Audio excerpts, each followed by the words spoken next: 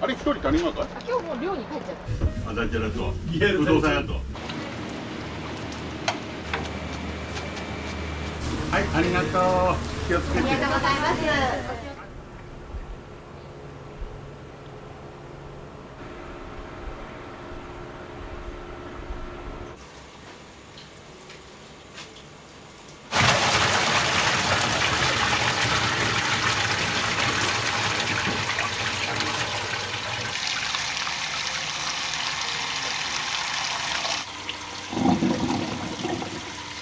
君の椎茸。はい。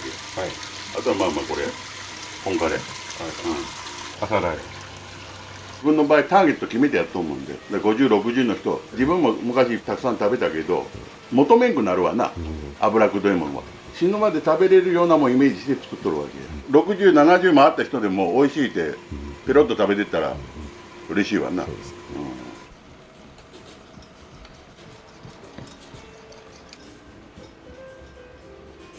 もう死ぬまで仕事したいもんで、途中でみんな諦めとる人多分多いと思うんやけど、俺はもう最後まで人と声コミュニケーション取って死んでいきたいもんで、楽しみでしかないわな。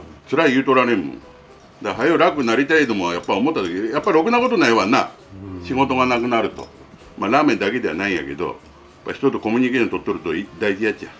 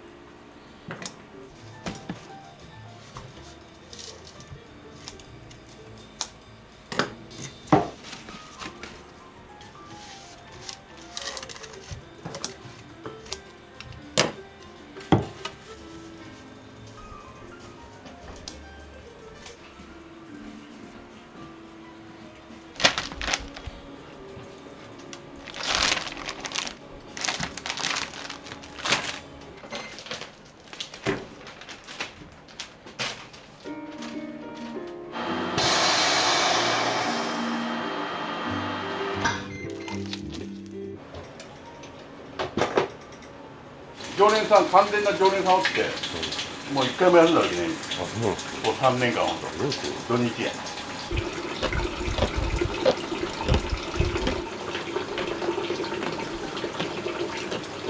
それまでいろんなことしたらサラリーマンしとったよ。接客業が人と喋るのが好きやったもんで、やっぱ人の喜ぶ顔がいいな思っとる。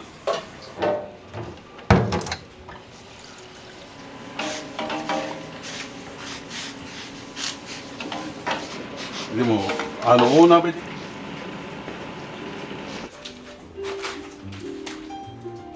これはなかなかか。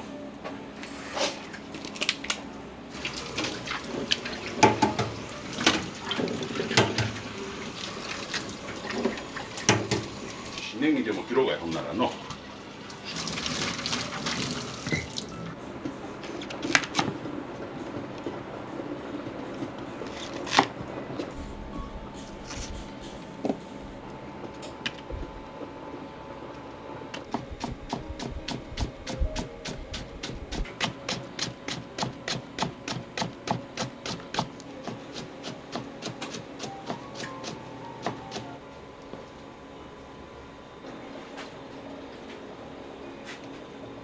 みんなトリミングした豚、肉磨きした豚ね、豚とガラと。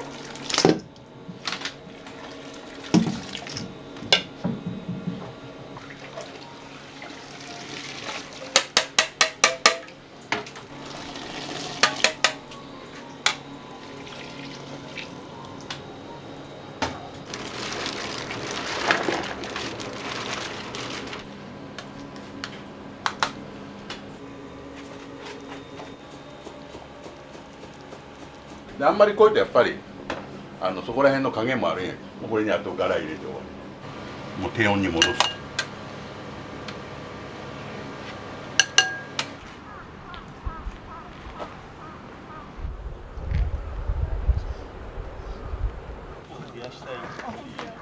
今日何時から並ばれてるんですか。6時です。あ、そう。はい。めちゃくちゃ美味しい。急に恥ずかしくなりますねこれ。朝飯食べたいないう場所もあんまないわけです。だからやっぱりラーメン屋さんあったらいいなという感覚です。3年が5年計画でもいいからずっとやってれば必ず芽が出るやろうな。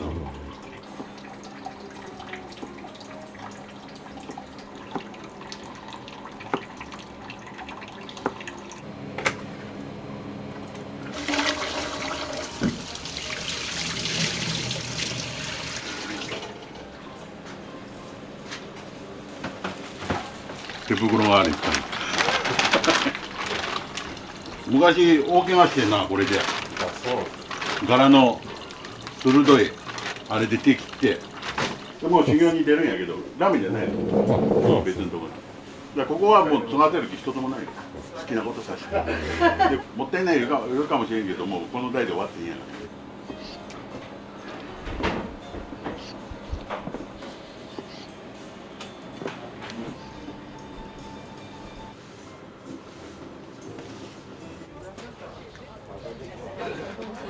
作家が好きで、フクロウの版画の、常にフクロウの得意な人がだるまになったもんで、まあ、とりあえず変わっとくから顔がいい。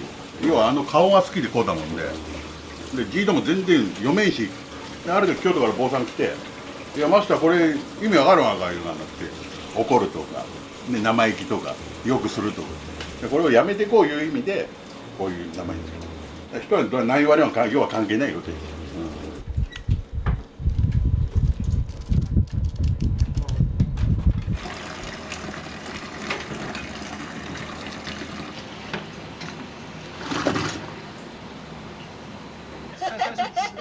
後ろまで全部一緒。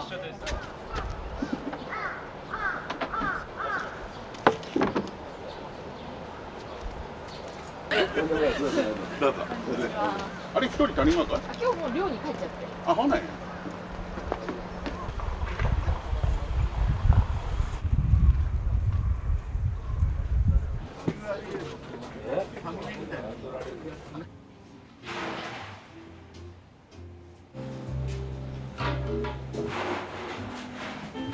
14名様。奥全部使ってください。全部テーブルもすべて使ってください。あ、だんちゃらと不動産屋と。リアル大丈夫。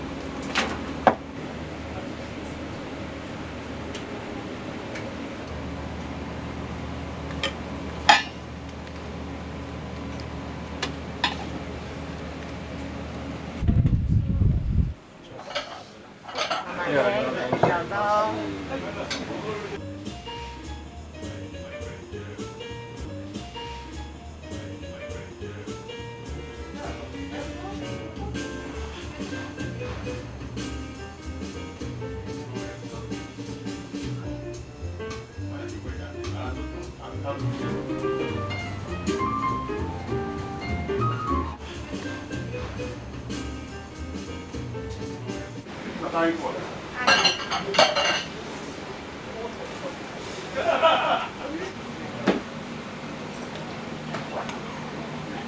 スープが美味しいですね。朝の方はローストしてあるチャーシューに乗ってますけど美味しいですね。はい。ありがとうございます。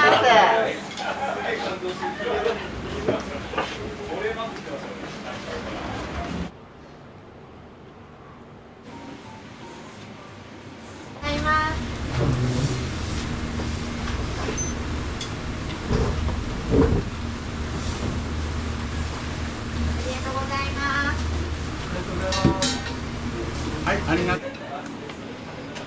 あと7です。失礼いたします。時間かけて来ようと思いましたね。よく来ました。直近のああいうのとか、こうなんかバックしてくれたり、こういつも教えてくれるみたいな。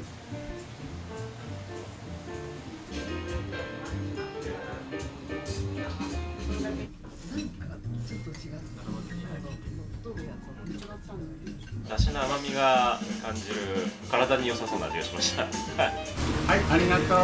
気をつけて。ありがとうございます。お気をつけて。はいどうもありがとうありがとうございます。よいしょ。い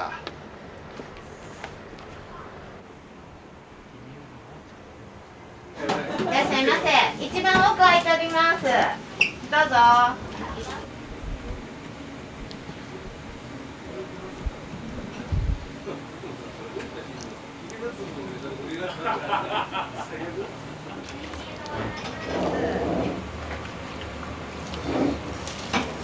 りがとうございます。道中気をつけてね。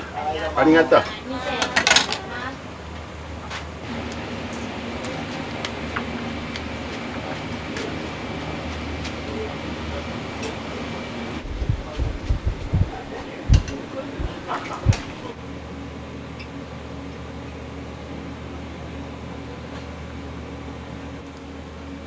次4で。うん。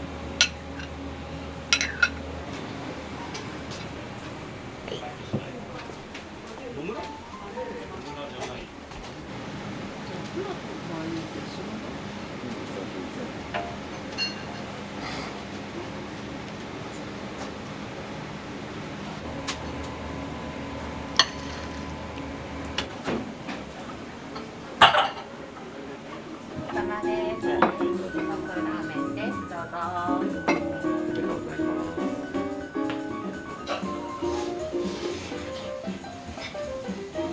あ、お気をつけて。ありがとうね、早い時間から。すいません。お気をつけて。ありがとうございます。お味どうでした？素晴らしかったですね。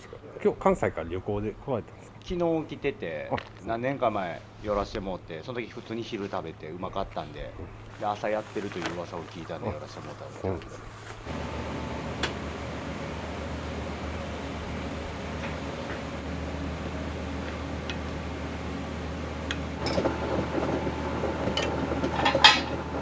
和風ラーメンを失礼しました。どうぞ。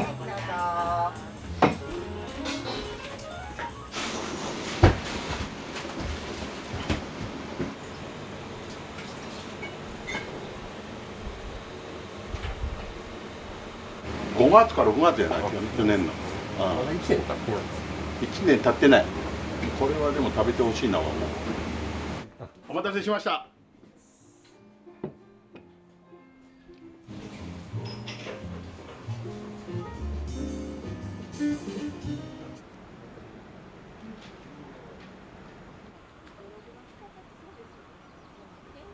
本当ありがたいわ。楽しんで仕事できて。昔10人が20人、20人が30人になった時やっぱり楽しかったな。ああ、いつか絶対流行る自信はあったから。手抜かんと材料黙かさんと。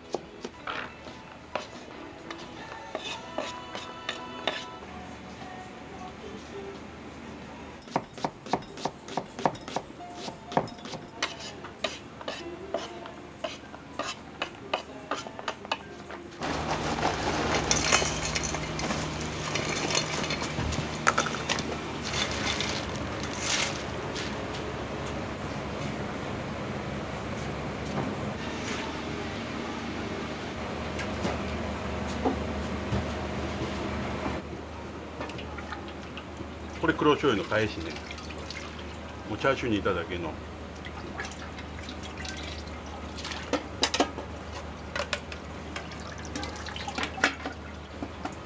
若い子やとこの油使ったらめっちゃ美味しいわ。うん、俺で使わんけど。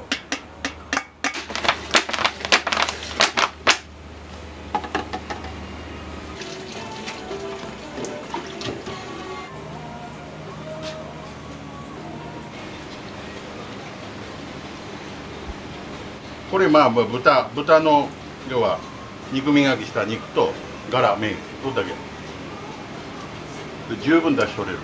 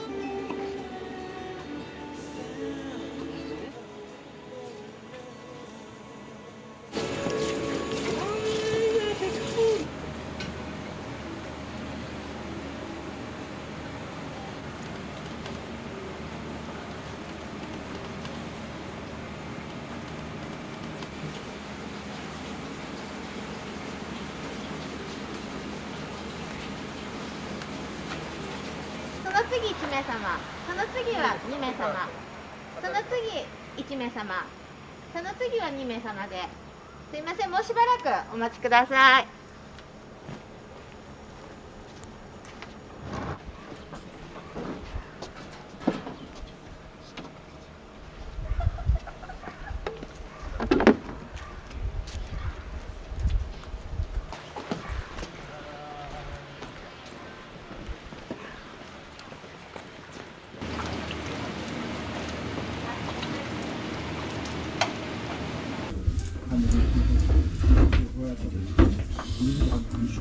おはようございます。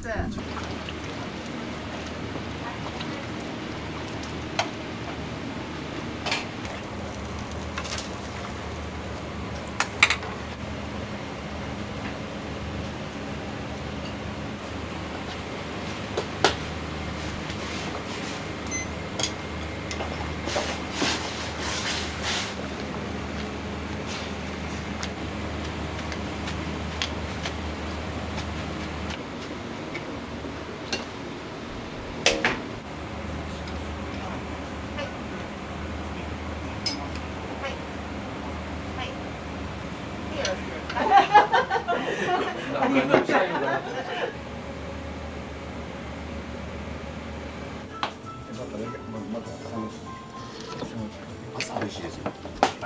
味玉も割らない。今日の朝。あ、味玉も割らない。はい。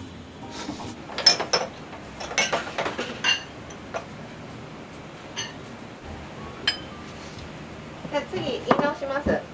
煮干し1、白1、黒2。はい。煮干しラーメンのトッピングになります。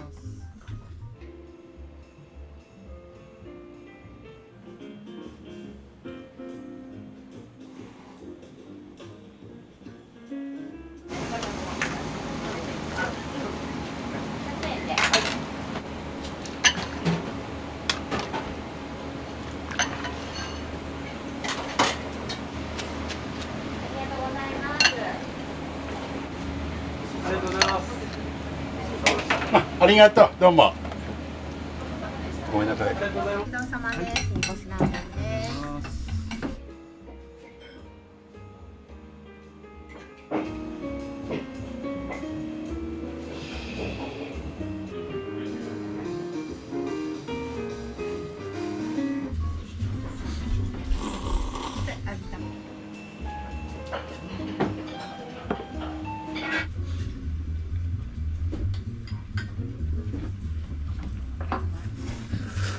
黒醤油の味玉のライス。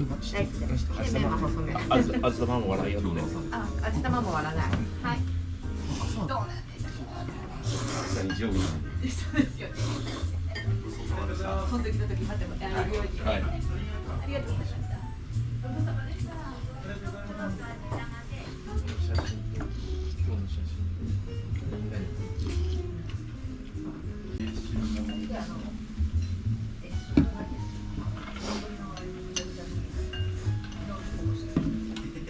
白が1、黒が1で、白と黒は玉ねぎとネギと抜いてください。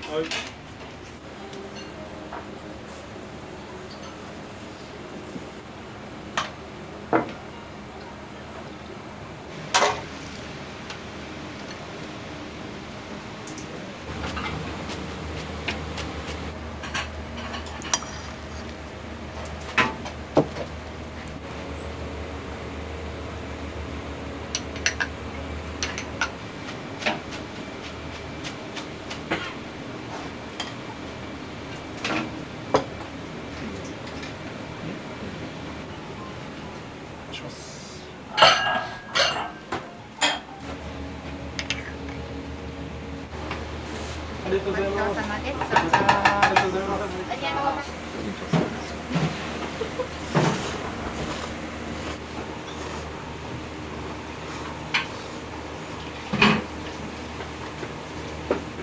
美味しいです。あんまり日々回ってこないけどな。楽しいとこあんまりない。足湯ぐらいか。どっち気をつけて。ありがとう。ありがとうございます。ありがとうございます。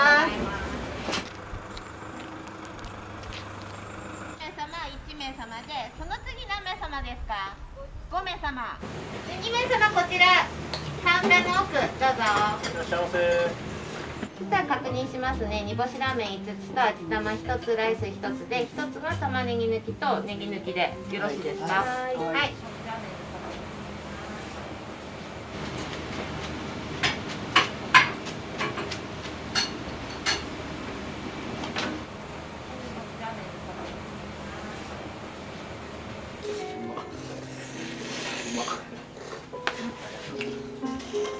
よかったです。よかったです。やっていただいて。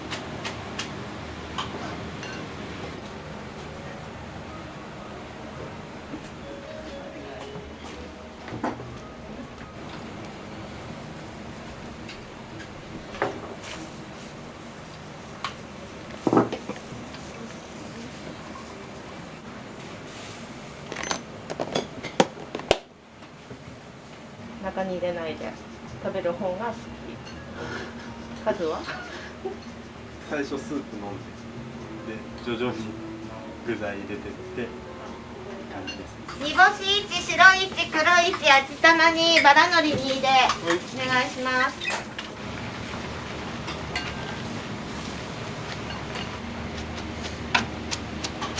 煮干しラーメンで。こっちです。ありがとうございます。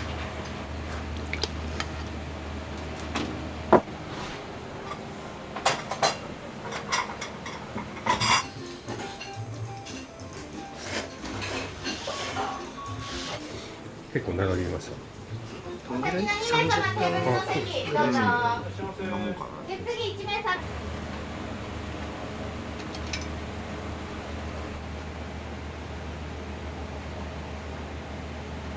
白醤油です。どうぞ。はい、いただきます。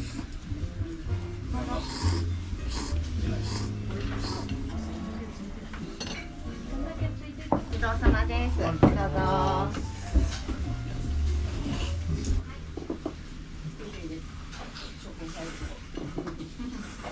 すすった瞬間、すごい煮干しの風味が口に広がって、めちゃくちゃ美味しかったです。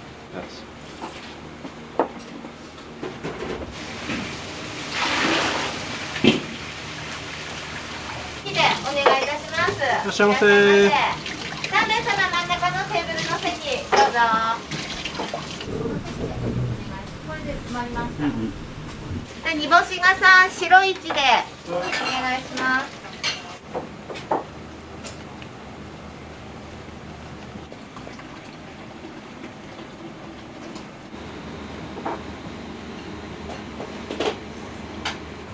本当にその8年前でも誰も富山県に戻らんだわな。あ、そうなんですね。低下水面なんか。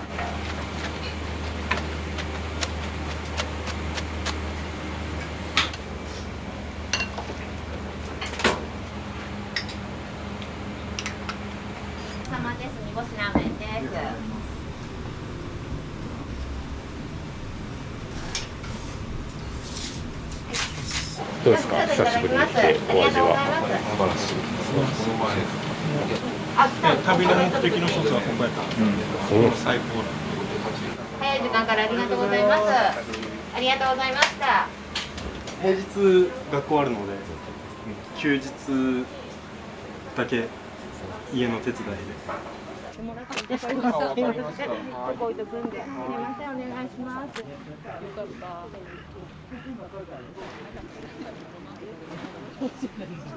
あ、今習ったばっかりです。あ、そうなんですね。すみません。ララッキー、ラッキー。すいません、お待ちどうさまです。どうぞ。煮干しラーメンと白でよろしいですか。はい。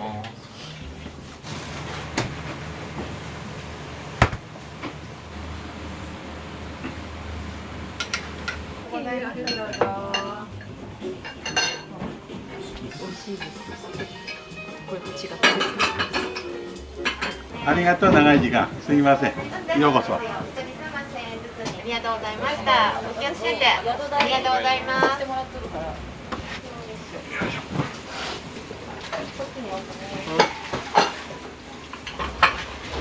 どっか止まるの？これ。君に？気をつけて。ありがとう。ありがとう。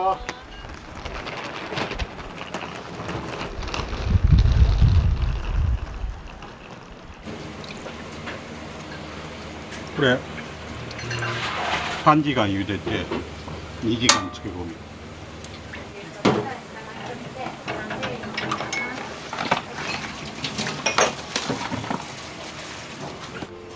お待たせしました。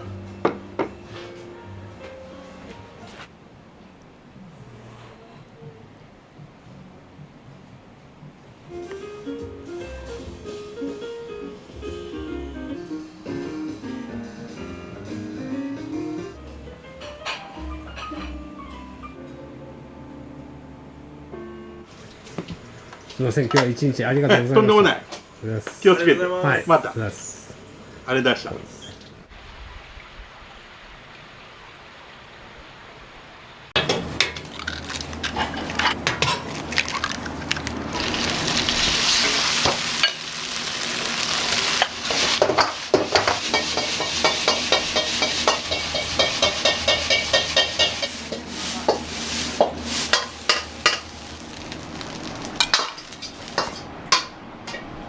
毎週来てます。カレーラーメンとか麻婆とか全部美味しいです。全部美味しいです。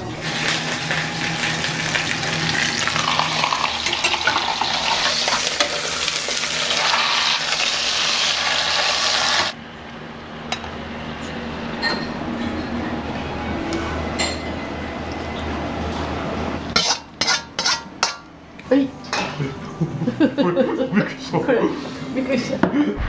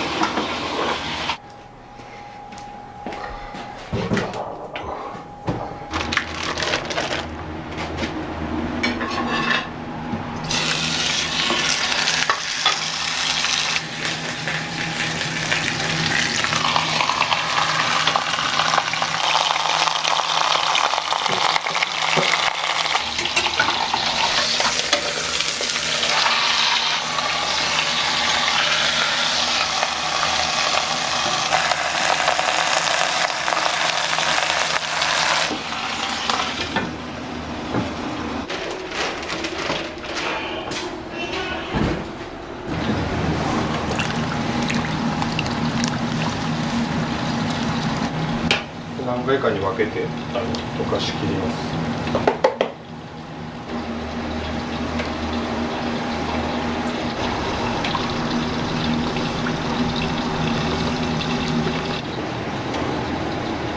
創業って何年ぐらいなんですか？僕が多分2歳ぐらいの時なんですけど。あ、そうなんですね。もう50年近く、48年ぐらいなのかな。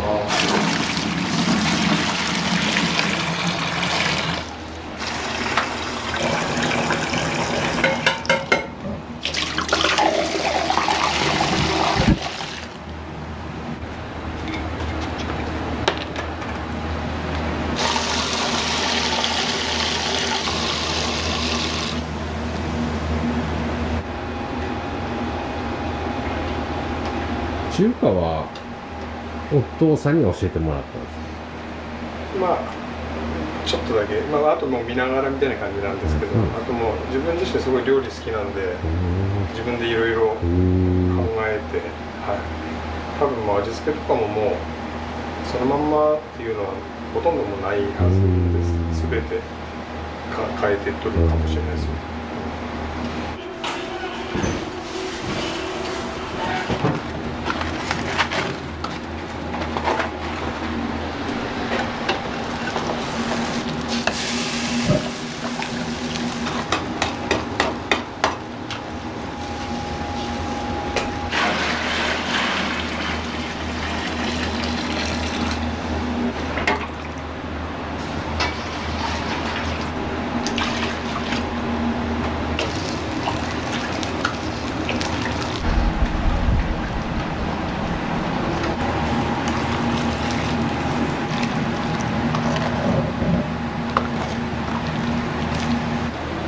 コマーシャルソングも作ったりしてます。あ、そうなんですか。へ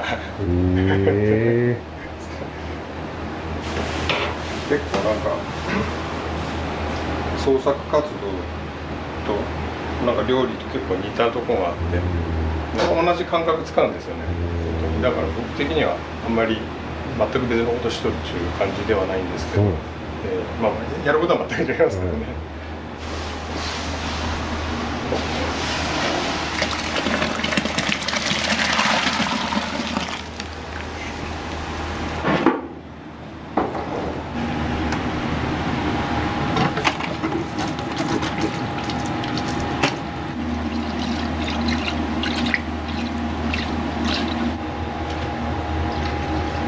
お願いします。よかったですか、声出して。はい、大丈夫です。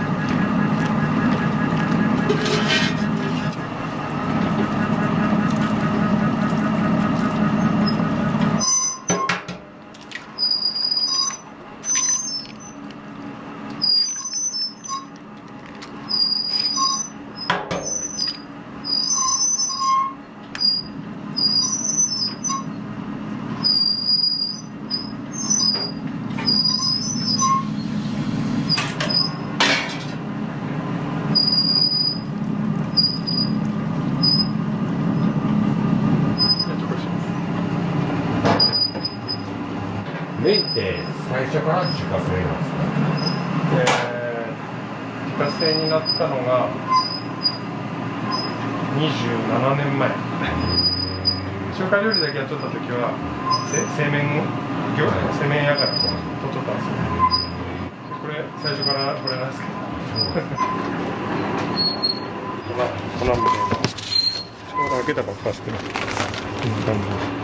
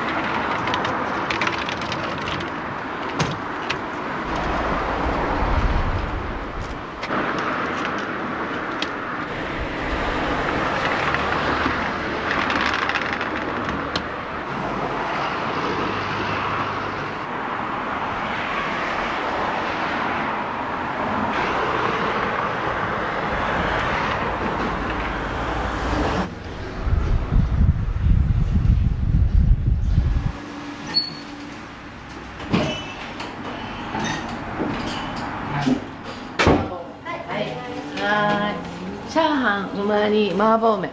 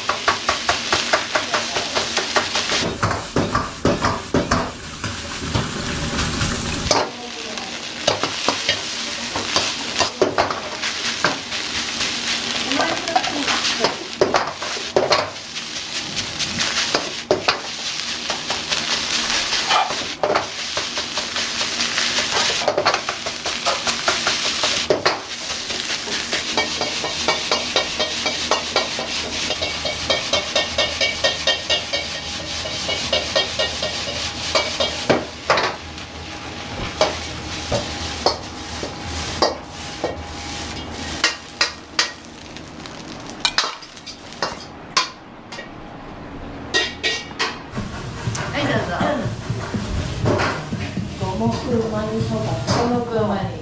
キーマカレーラーメン。キーマ。はい。うま煮とキーマ。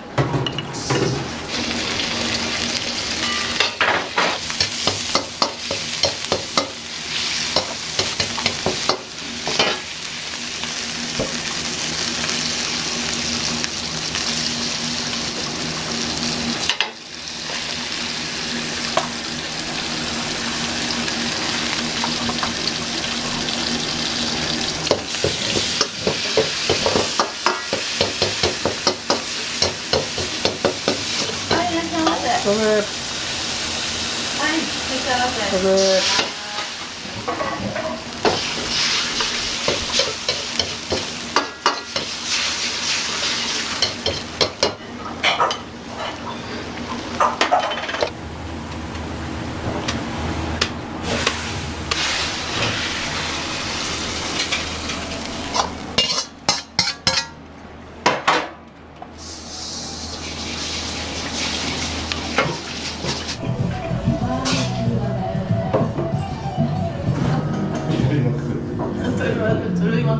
札幌大と札幌大と餃子。はい、札幌大と餃子。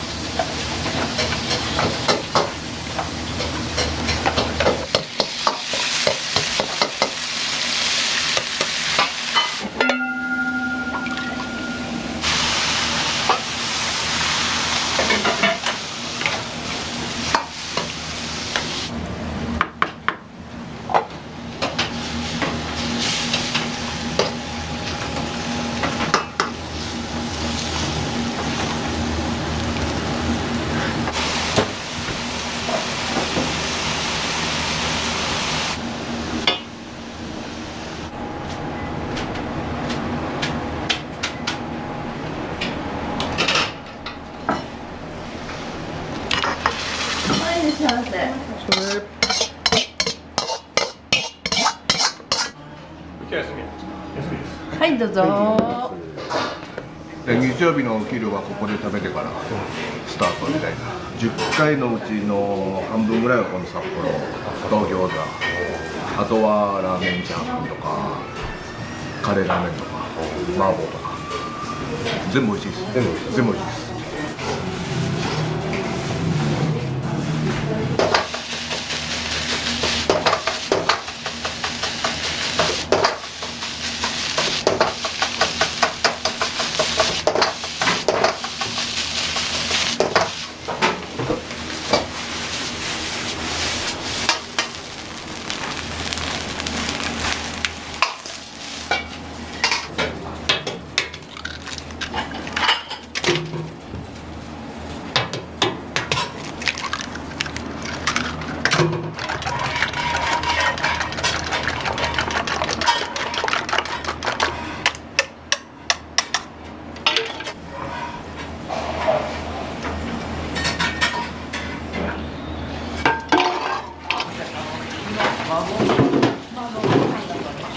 はい、麻婆飯。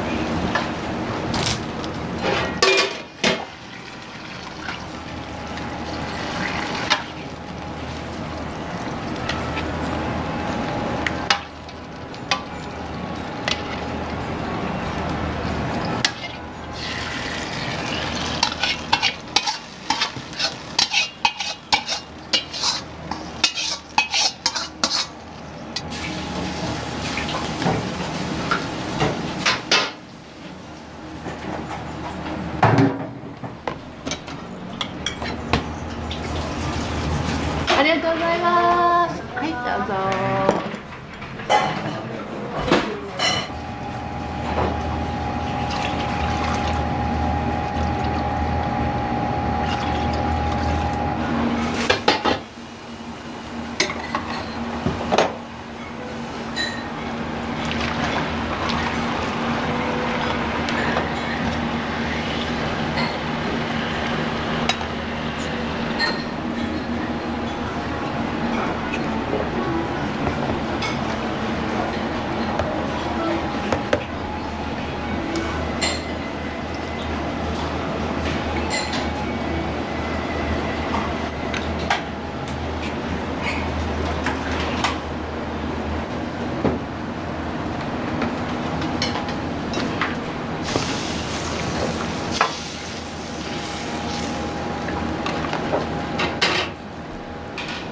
はい、ありがとうございます。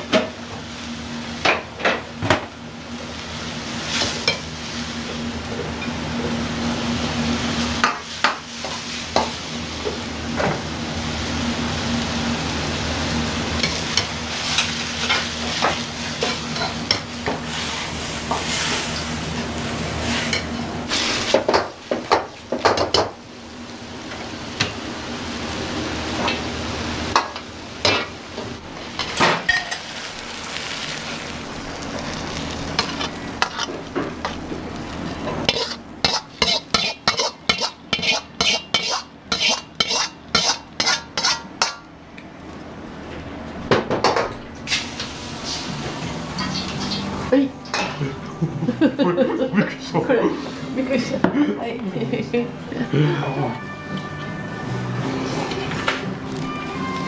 うちもタンメンとかチャーハンとかが多いです。餃子も食べますね。ご飯物ですと中華飯とか。ありがとうございます。美味しかった。ありがとう。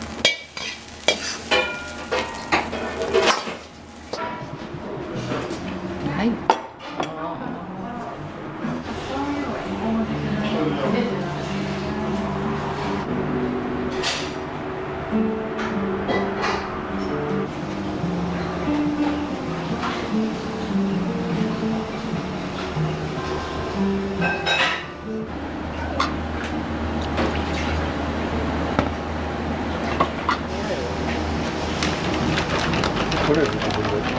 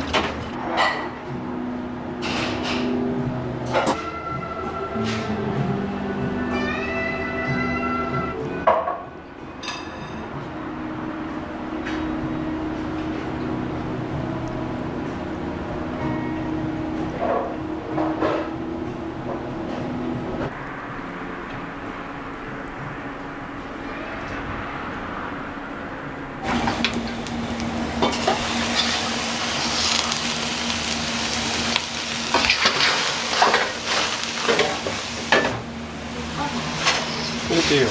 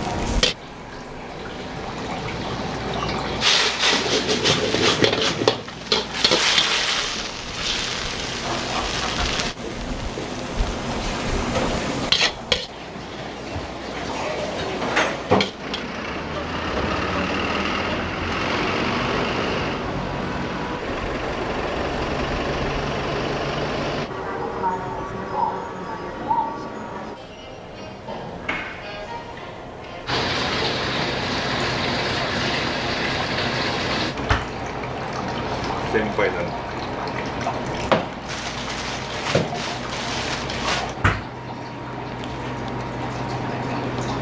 朝の仕込みってどんなことをやるんですか？スープ沸かして、そこから野菜切ったり、焼きそばの麺を仕込んだり。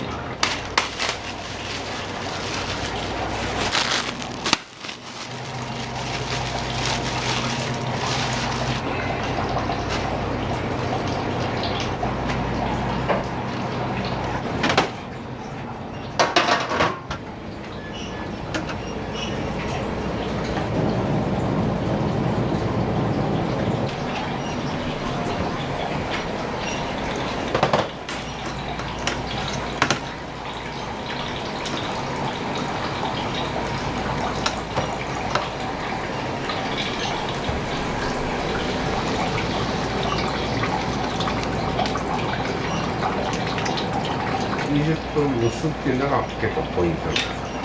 そうですね、そのまあ麺の状態にもよるんですけど、あの白い麺の色からこの色に、これ以上蒸しちゃうともう逆になんかちょっと焦げたような香りになっちゃうんで、この香りを油でコーティングするんです。ええ。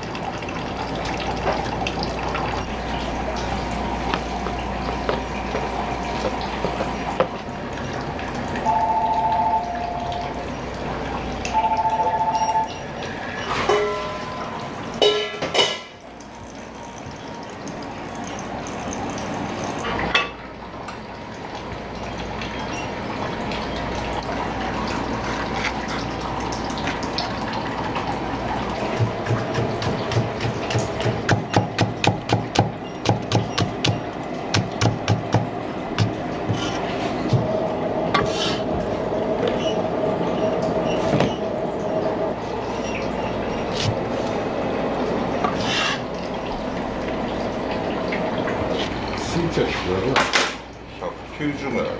ちっちゃい時からコックさんになりたいって思ってて、ホテル入った時にコック帽あるじゃないですか、あれに憧れてやっぱかぶってたんですけど、換気扇に頭をぶつけるんで換気扇と毎日格闘してましたね。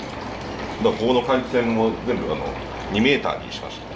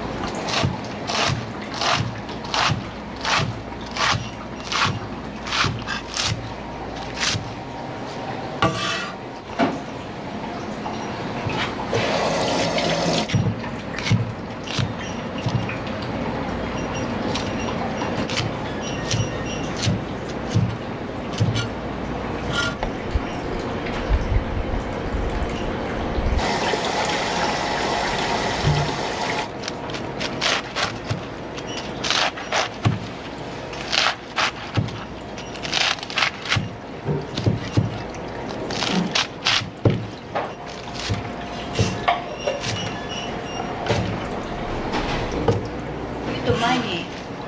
はい、了解です。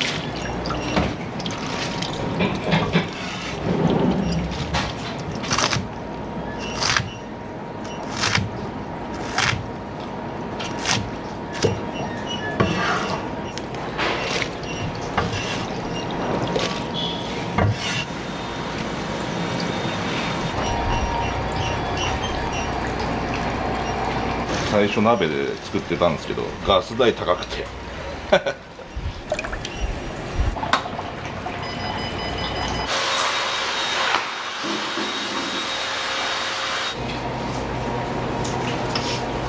ス代ちょこちょこ入るから。はい。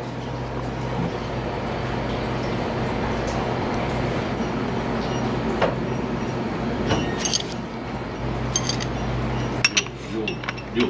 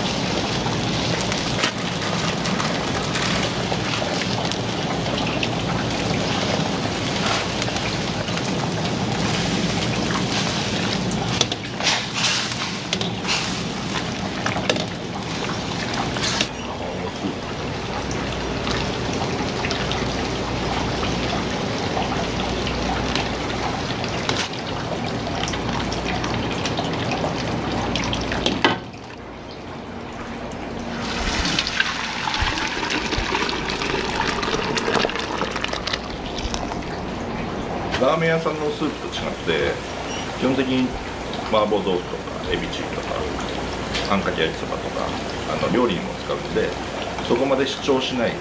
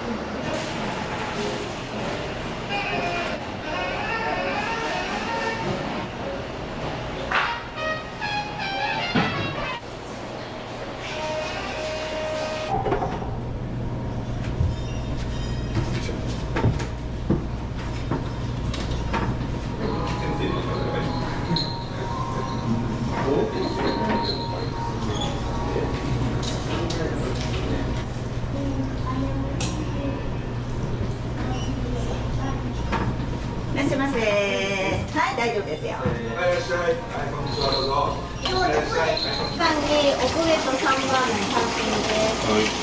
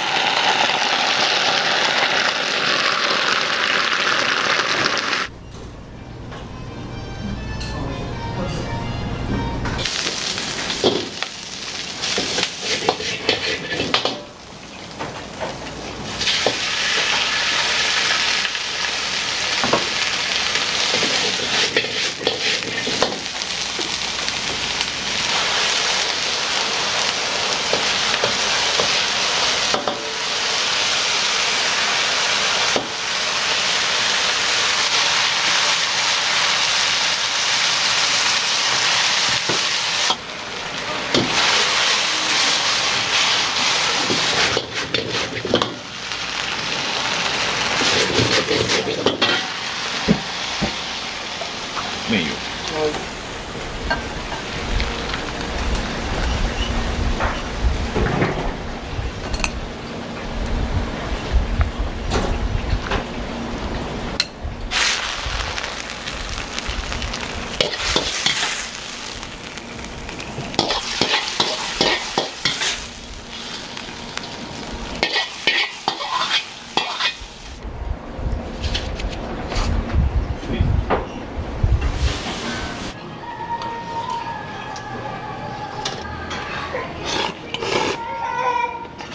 よく来られるんですか？そうですね、よく来てました。コロナがなる前は結構頻繁に来てたけど、もうコロナ復帰してまた少し通わせてもらってるんですよ。おすすめのメニューとかってあります？今食べてる3万麺、これもすごく美味しいです。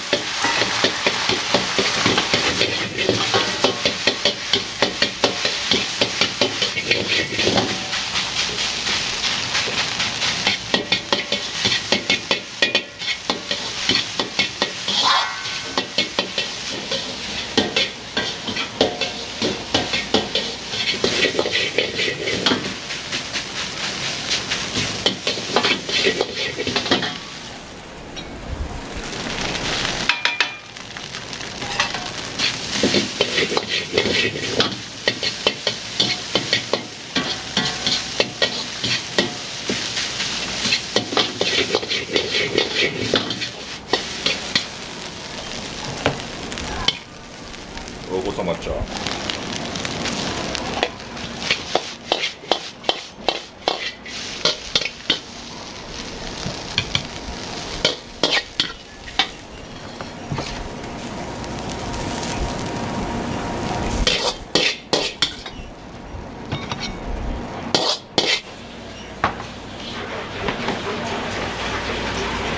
失礼します。ミートレタスのチャーハンです。ね、お椀に入れて食べたい。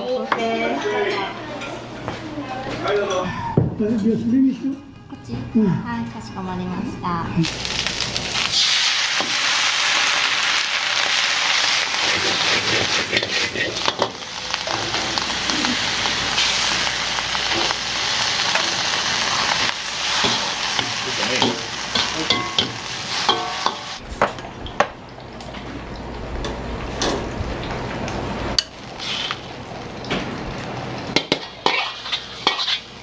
はい、つゆそば。はい、失礼します。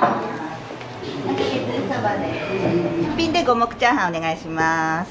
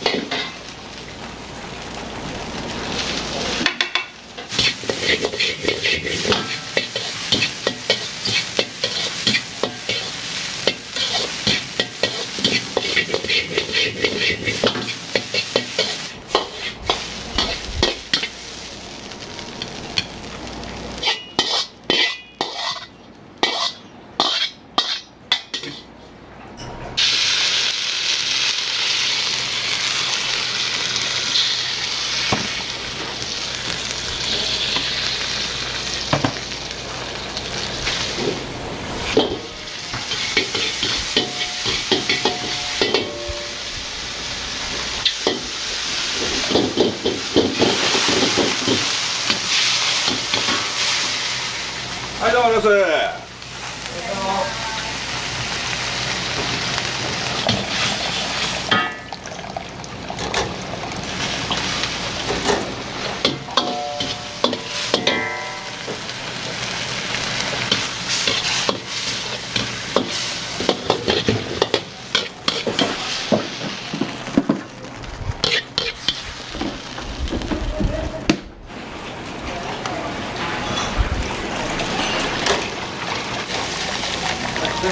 ありがとうございます。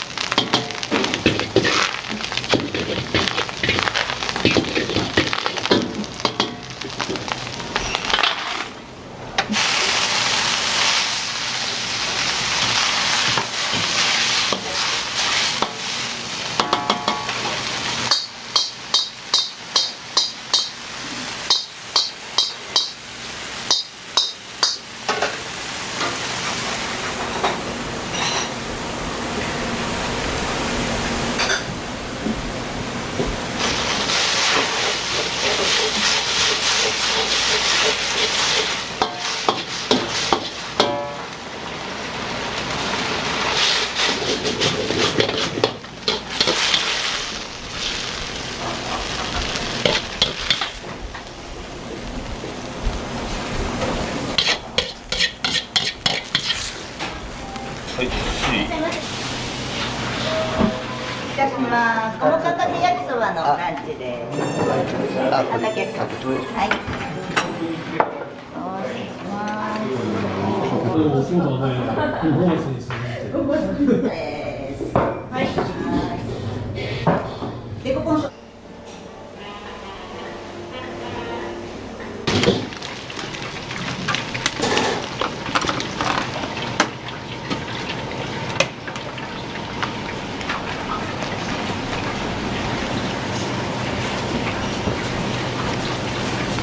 マンゴーとエビチリと寒天と。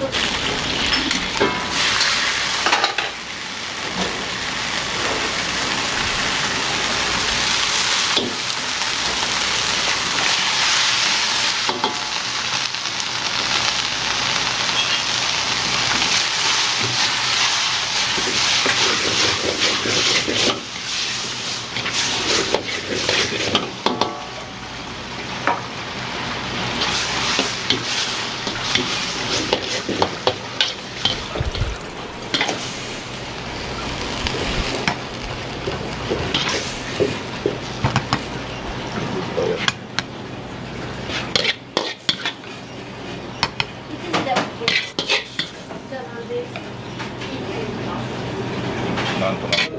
酢豚と油淋鶏です。この牛坂を置いてて。酢豚と野菜炒めです。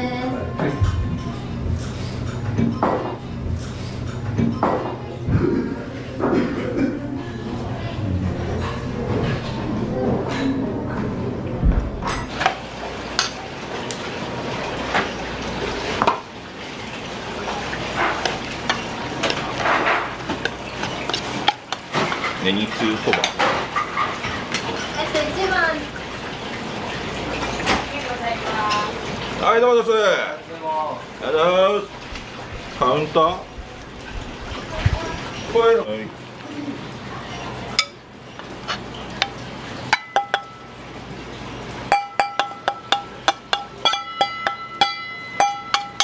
はい、ネギそば。はい。はいよ。はい。鶏そばは。鶏そばはね、1番と、はい7番。はい。 1番ランチ。はい。じ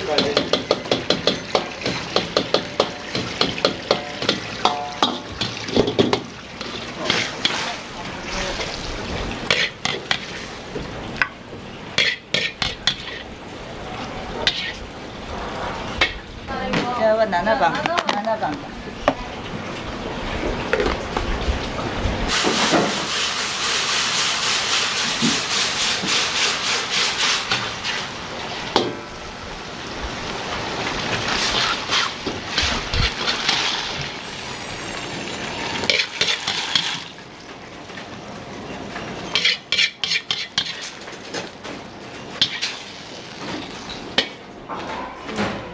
失礼します。天津飯単品お待たせします。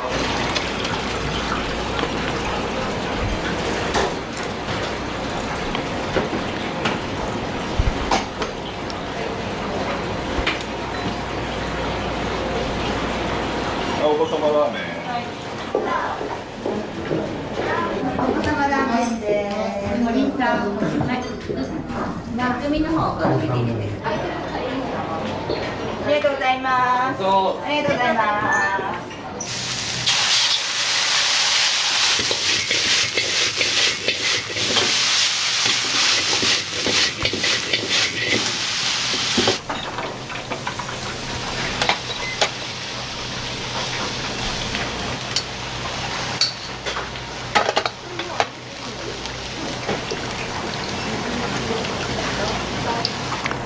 ガスネタメの。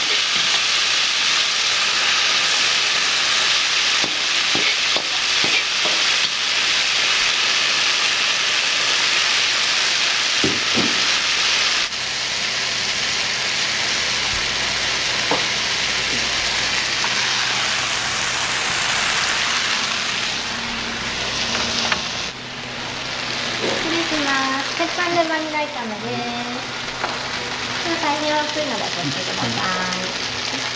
失礼します。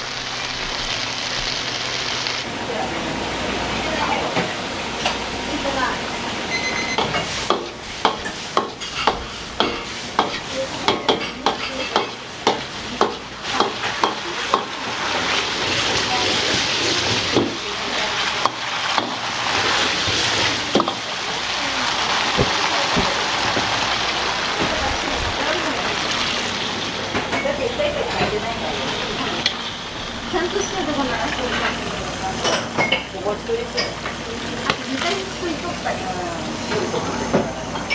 からそれを自分家に持って帰って洗わんなって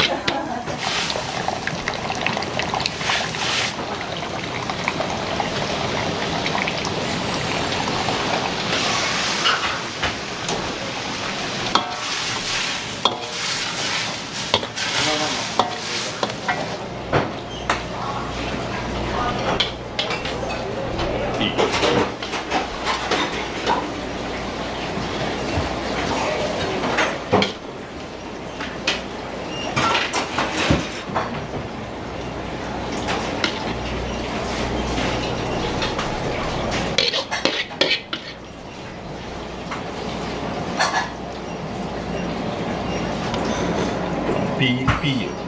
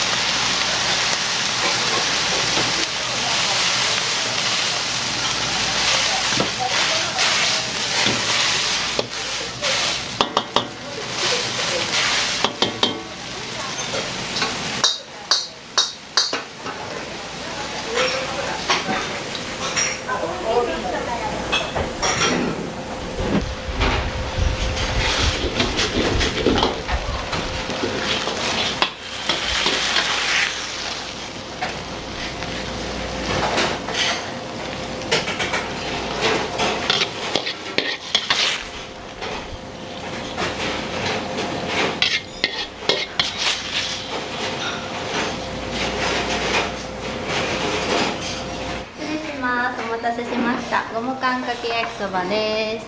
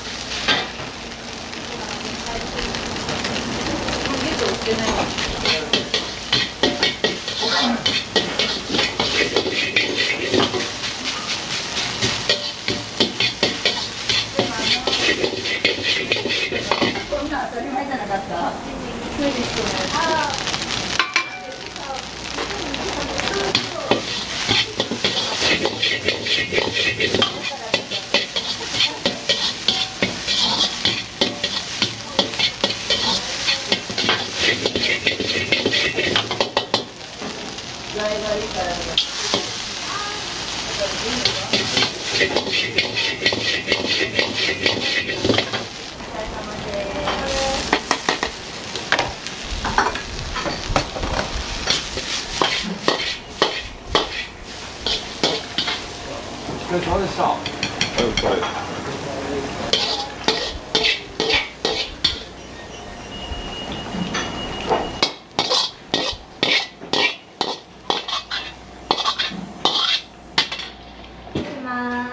カニとレタスのチャーハンです。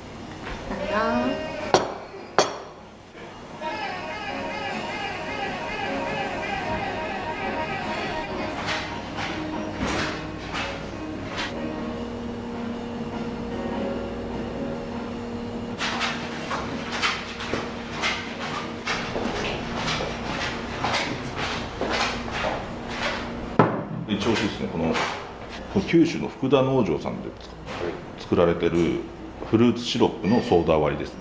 お昼ランチ頼まれた方は全員飲み放題になりますので、開店から閉店まで皆さん元取っていく感じで、ね、飲み会やな。はい、またお願いします。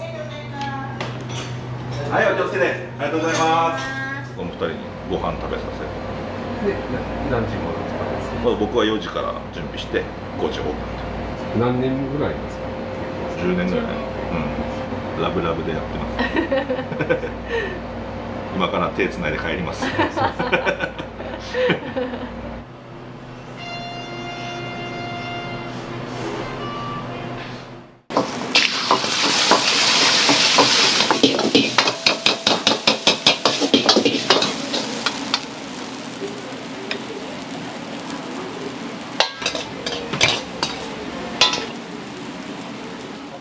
チャーハンが世界一うまいです。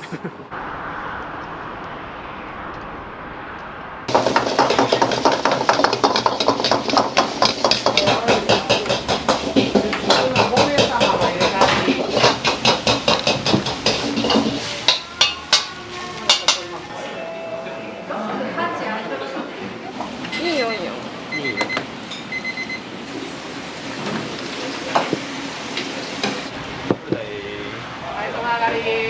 これがうまい。うん。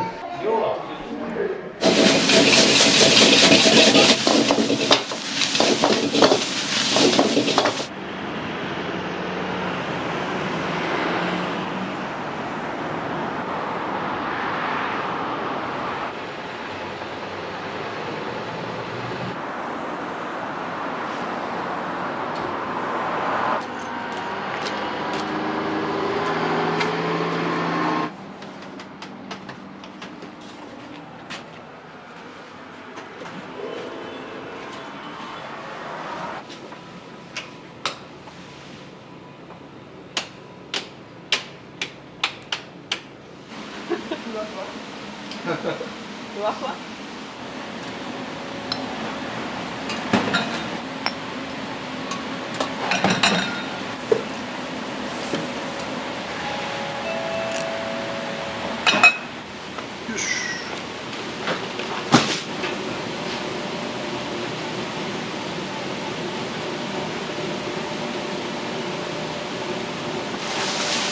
高岡線っていうのは実はあって、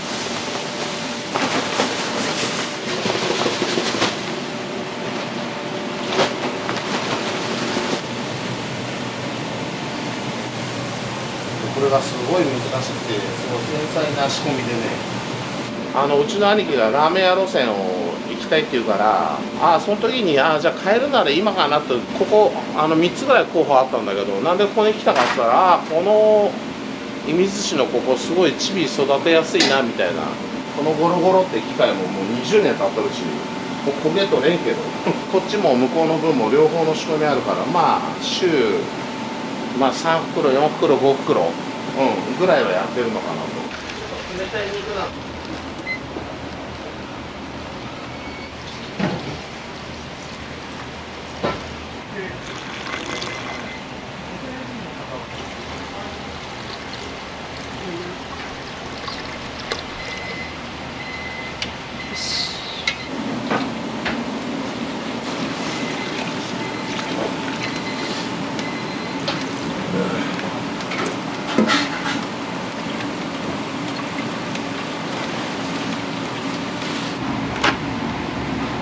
曇って見えへん。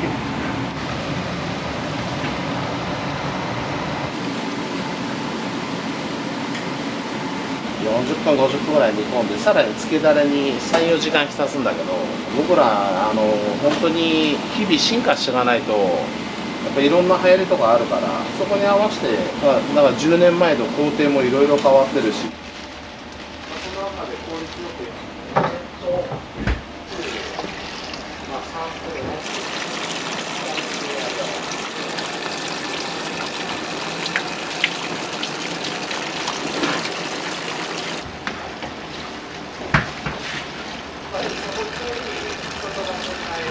そこに除った旨味を残して、臭みとか骨の中までしっかり臭みがある部分を取り除くようにして、この焦げ始めるとパチパチ言い出すよ、この中で。本当にこのごまの甘み出すのに本当にすごい繊細な仕込みで。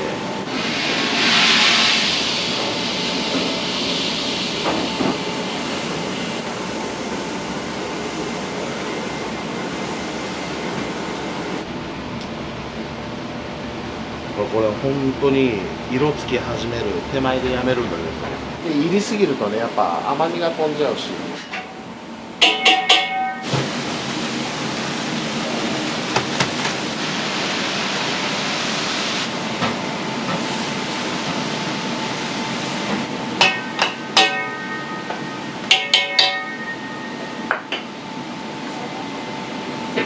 角度調節をしまして。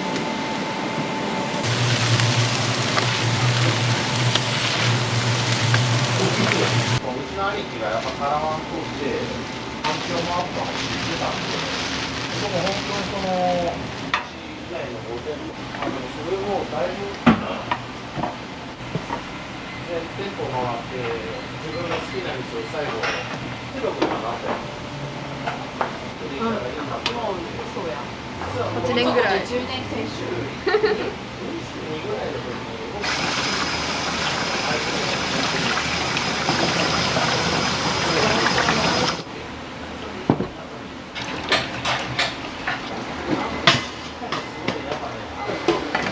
何のタイマーか。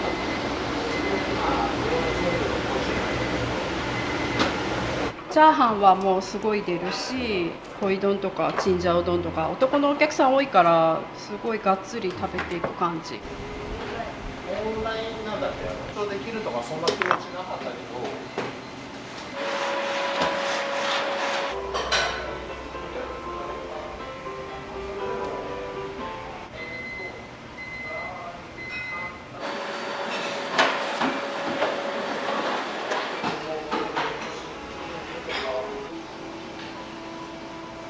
2015年トントンうちの兄貴がやっぱカラワン取ってまあすごいその後も反響もあったの知ってたんでやっぱ本当コロナで売り上げガクンと落ちた時にコロナで潰すの本当に嫌だなってでやっぱその時に SNS とか始めたら Twitter の方にカラワン出ませんかって1位取らせてもらってよかったなと本当大変だったなってこのコロナになってからのもう倒産との恐怖の綱渡りみたいな状況で今日は生姜とかニンニクとあと何ネギか青ネギで臭み取ってるんだけど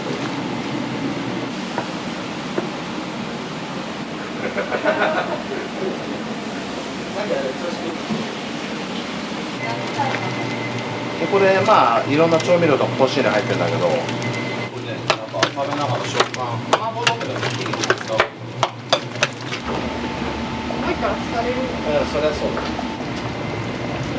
まあいろいろやってるからそりゃそうだと思うその人間の心理で言うから汁なし担々麺と味噌担々麺系であと辛い辛味噌担々麺っていうのとそこら辺が2番手グループかな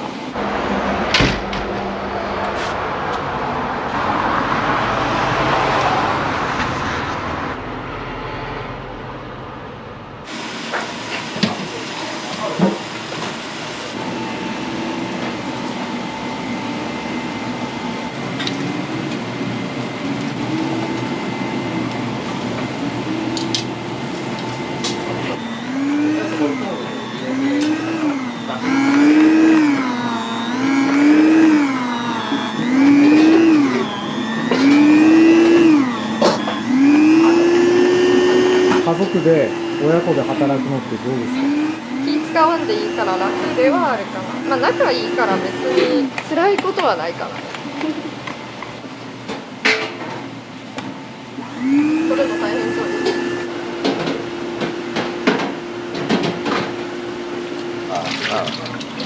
これはまたカレー激辛ライドだから最近パッケージ変わったからどれがどれか分かんなくなっちゃうんだよね200度ぐらいになったら一気にだからこれも失敗したら笑えん仕込みでさ担々麺一杯ですごい手間暇かかってる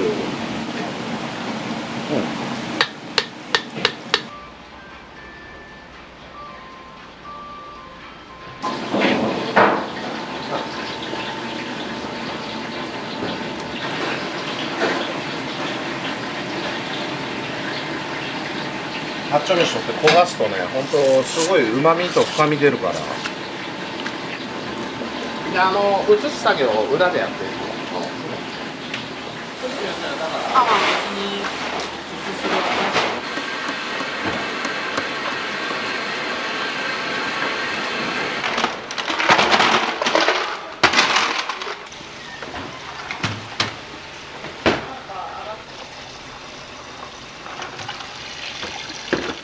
まあ仲いいんで家族も、その思ったことすぐ言えるんで、僕はいいと思いますね。そのいい会社を作り上げていくっていう意味ではまあ悪くはないんかなとは思います。次出す？あってもいいと思う。てか共演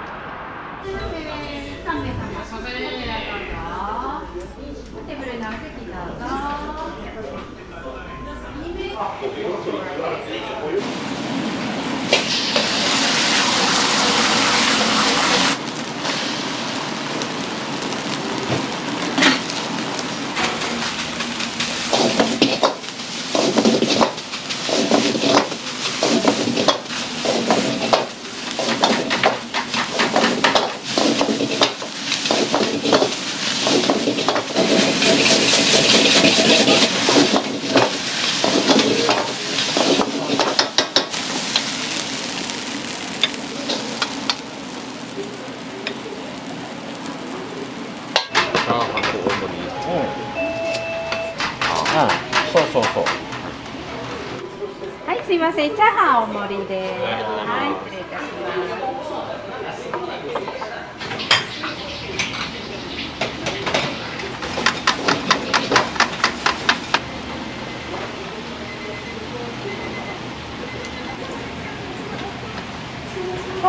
声かけしてすみません、ポトールとかしっかり場所の位置確認から。は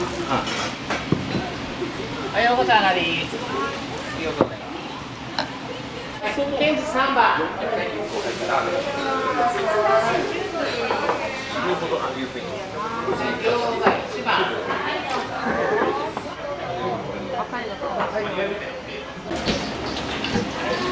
座ってください。はい、お願いします。はい、お願い。はい、ケンジ3番。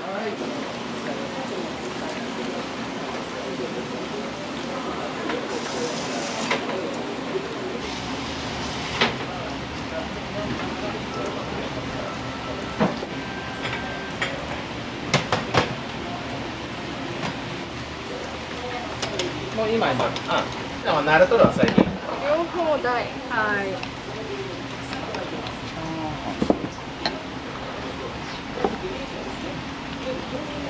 失礼します。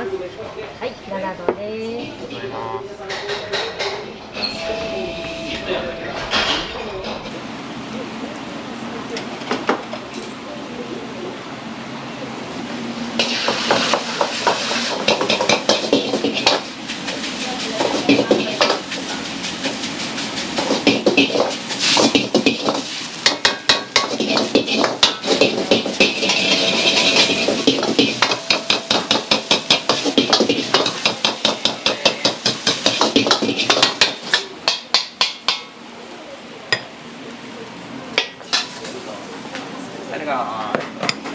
上がり。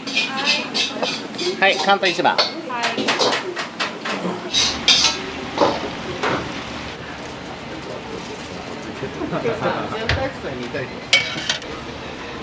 上がり、ユーリン3番。カウンター先欲しいな。7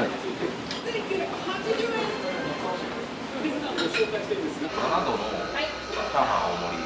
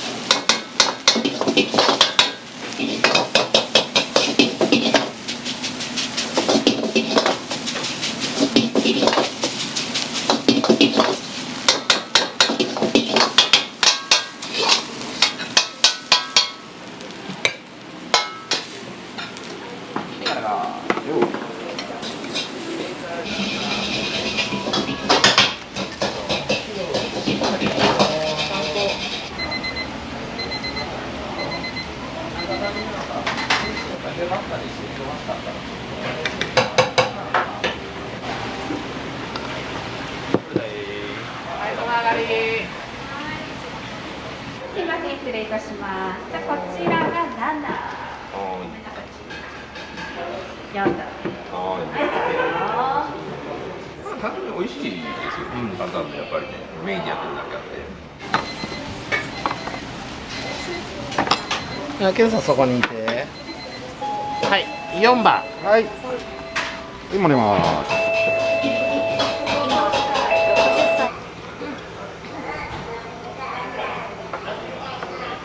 オープンした時から来ててファンで来てて、やっぱりこの担々麺が大好きで来てて大ファンです。あと油淋鶏がすごく美味しいので、これとセットでいつも頼むようにしてて、もう大ファンですねこれ。はい。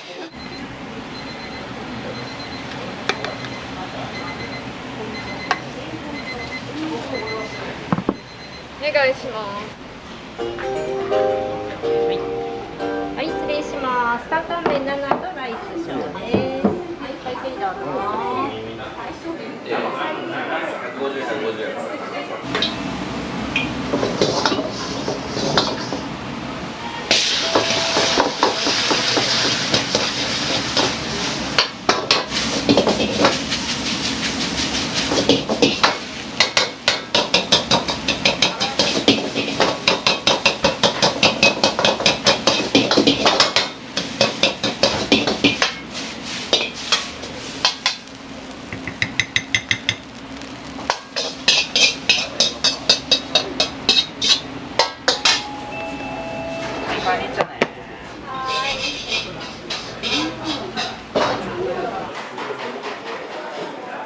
いや、わからないです。させる気に来ると思う。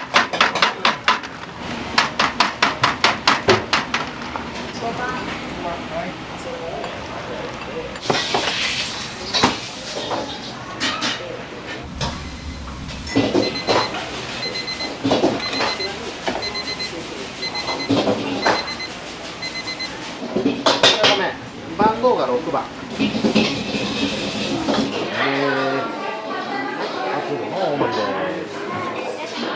辛さ何度ですか？8度です。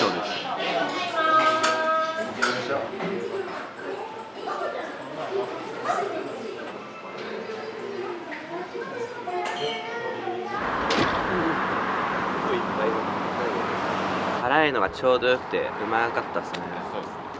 チャーハンが世界一うまいです。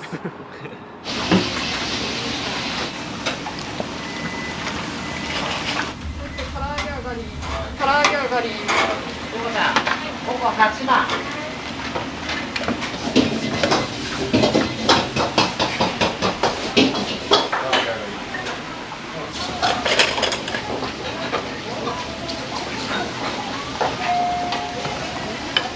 チケットはただいま。もお願い。受付中。はい、8番。はい。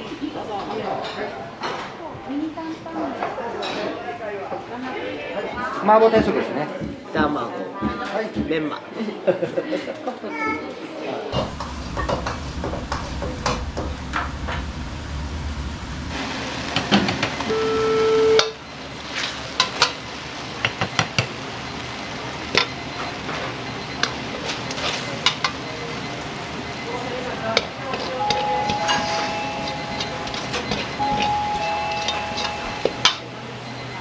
それ、また弾いといて。これ、はい。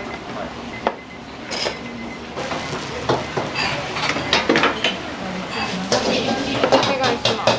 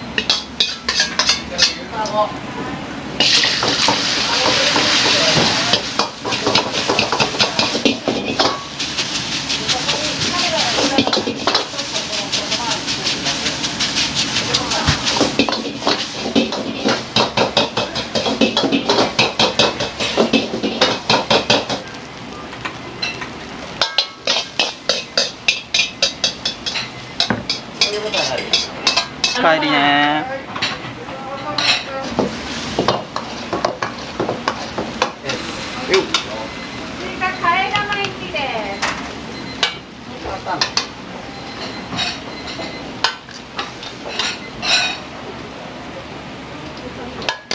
どいける？大丈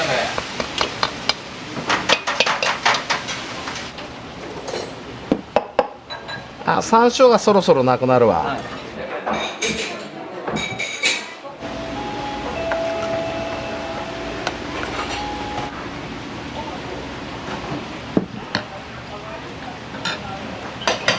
お願い、カウンター1番。はい。失礼いたします。担々麺です。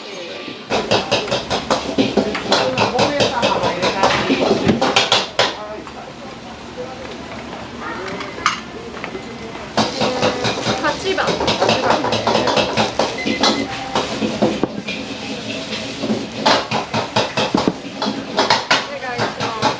両方3番。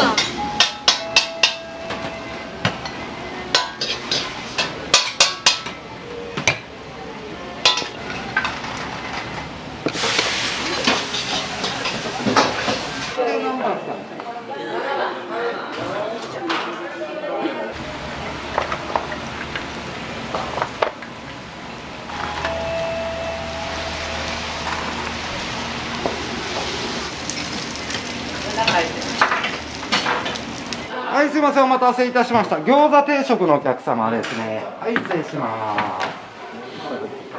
はい、すいません、失礼いたします。チャーハンの右。はい、すいません、こちらお願いします。いたしました。唐揚げ定食です。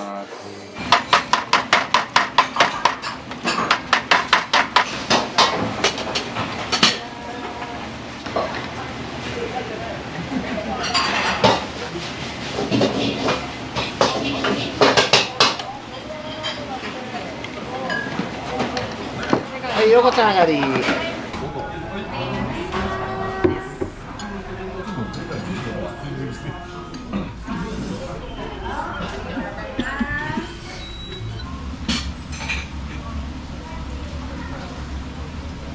はい、チャーハン大カウンター3番。はい。ゲ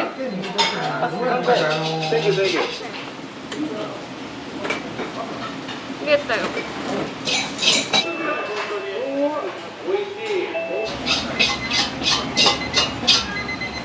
ここジュースがない。急いで準備して。お願いします。はい、すみません。お子様ラーメンですね。こちらでよろしいですか。はい。はい、どうぞ。これ塩ラーメンチャーシューになります。まあまあ後からすれば。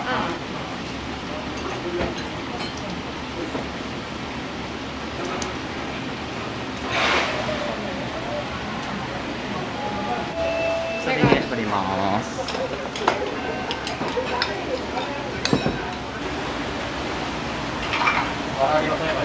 はい。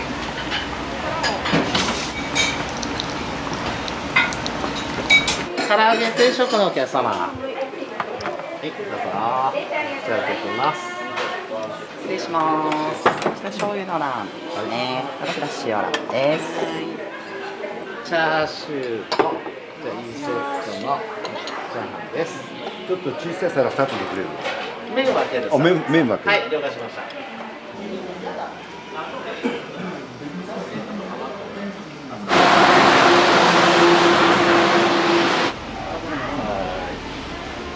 まあ一丸になって頑張ってると思いますよ。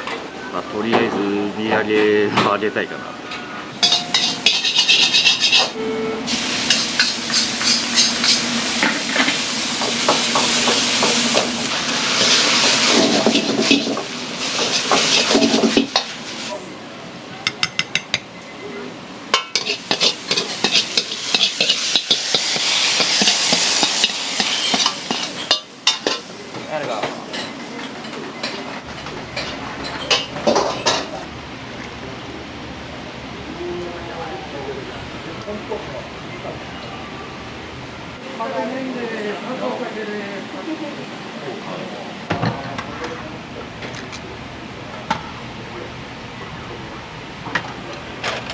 チャーハンあんの？いい、最初のは。じゃあこれ10番。お子様用のグリーンお願いします。はい。ください。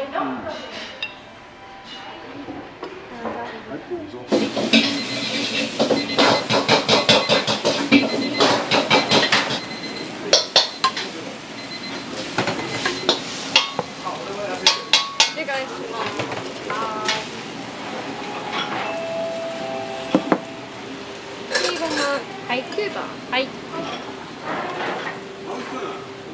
担々麺10度ごまトッピングです。はい、どうぞ。最高。これがうまい。うん。大丈夫、他に使う。ああ、まあね。これうまい。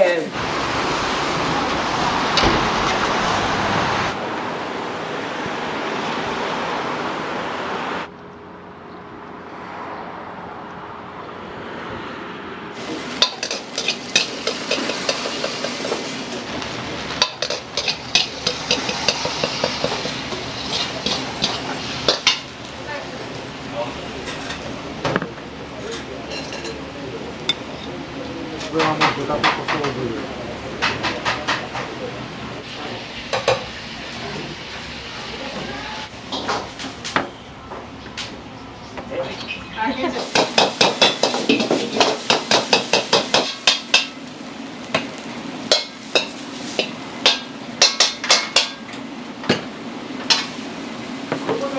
半身に取ってもらっていい？半身に。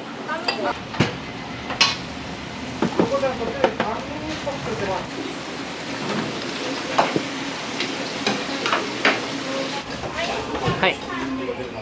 ボドーで8番。はい。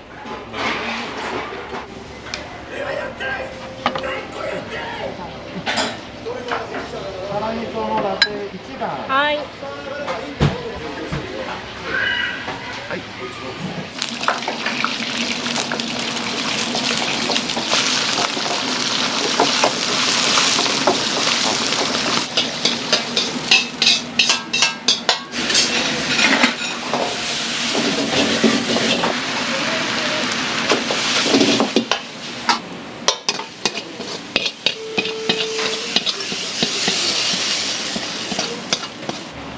あれが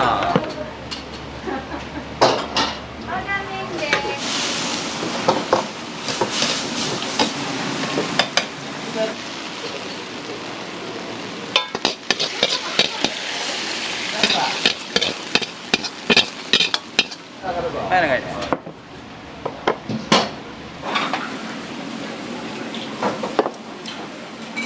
お願い。はい、そっちから2番。はいそっちから。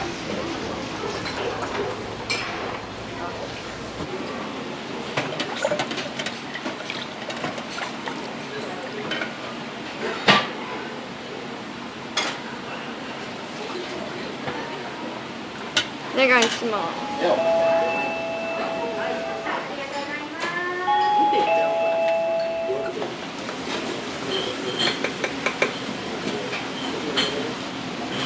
お願いします。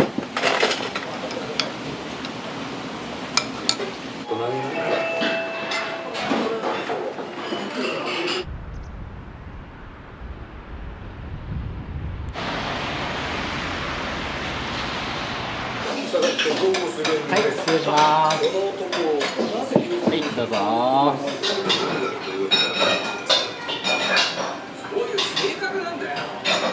警察手帳にすれば何でも自由になるみたいに勘違いしてません？目撃証言しないの？いつも10からです。もう週に1回は10から。油淋鶏とか麻婆豆腐もめっちゃ美味しいです。ああ、びっくりした。はい、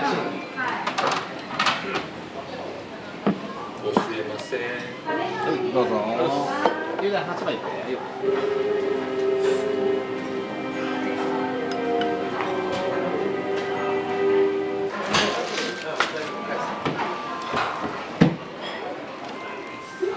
あ、ピンクで、お揃いで食べて。あ、はい。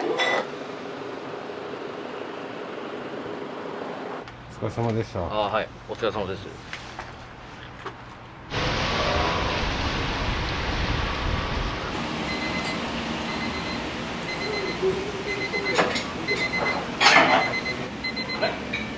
テイクアウトお願いします。はい、失礼します。どうぞ。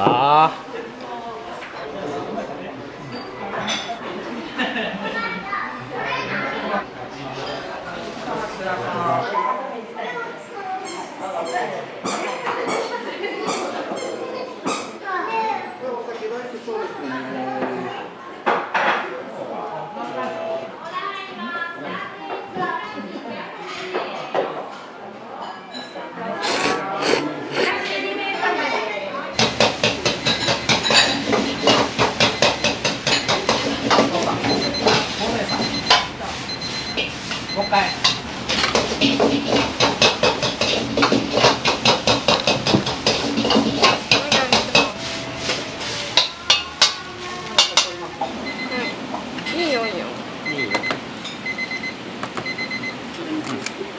順番通り。いいよいいよ。だから警察は気合いだよ。担々麺じゃないですね、これは。これはチャーシュー麺。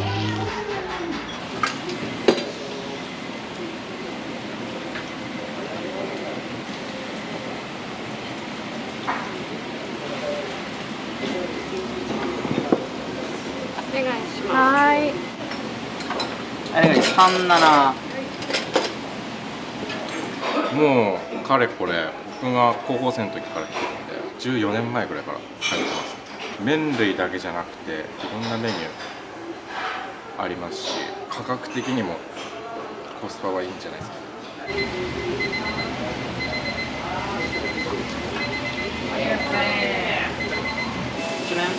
いや、ここネギ茶と担々。はい、すいません、失礼いたします。ネギチャーシュー麺です。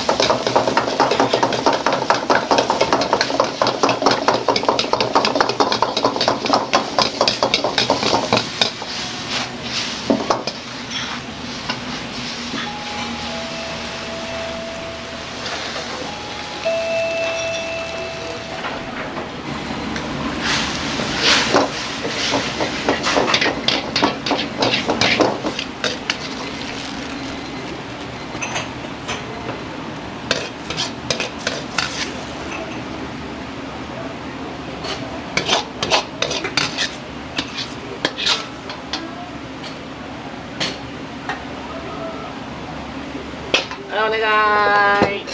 はい、すいません、失礼いたします。天津丼です。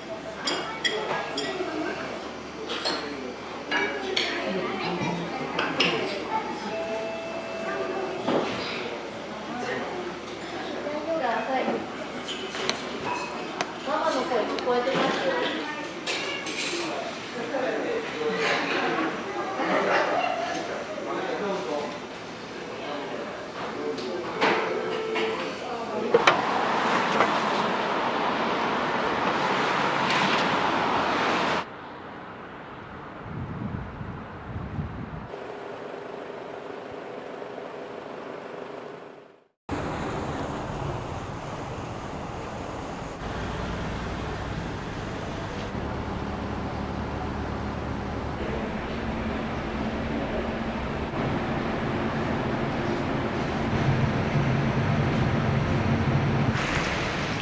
どうも。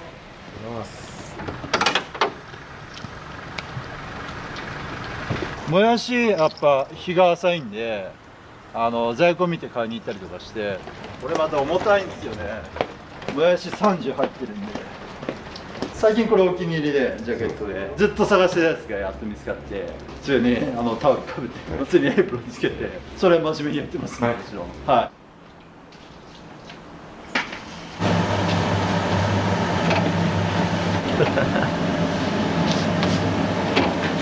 専門出てからカナダの方で2年ぐらい中華料理の、親父の体調が悪くなって急遽戻ってきたんですけど、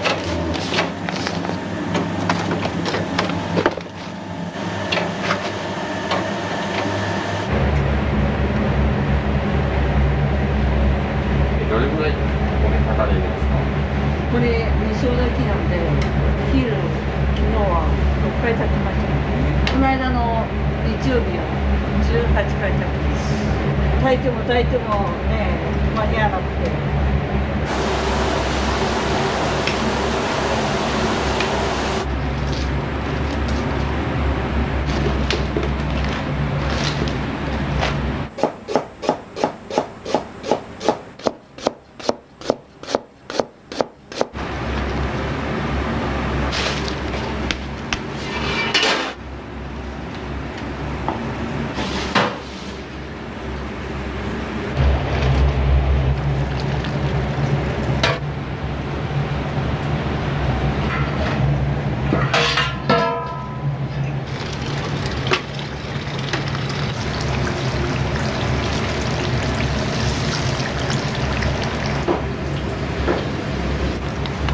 初語だった。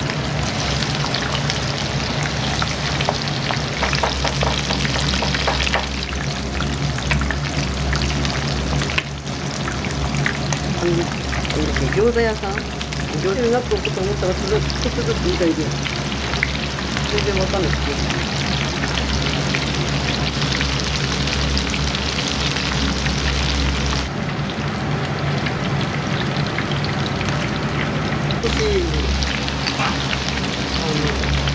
そっちがバレる。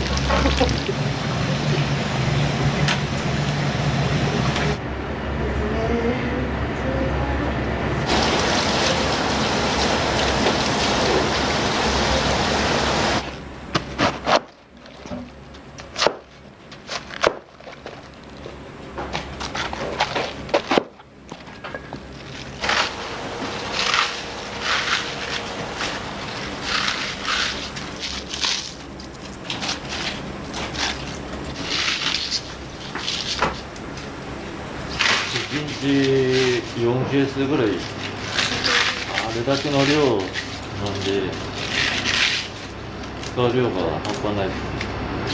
あっという間になくなります。刻みキャベツ、千切り。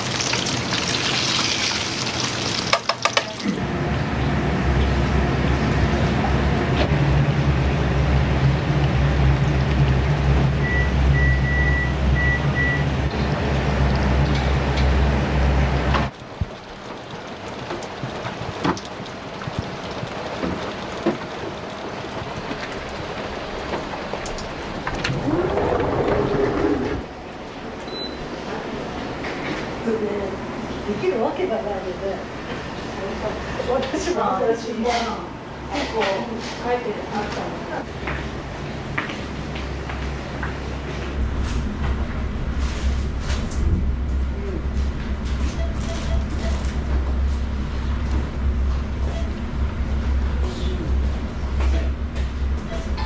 いらっしゃいませ。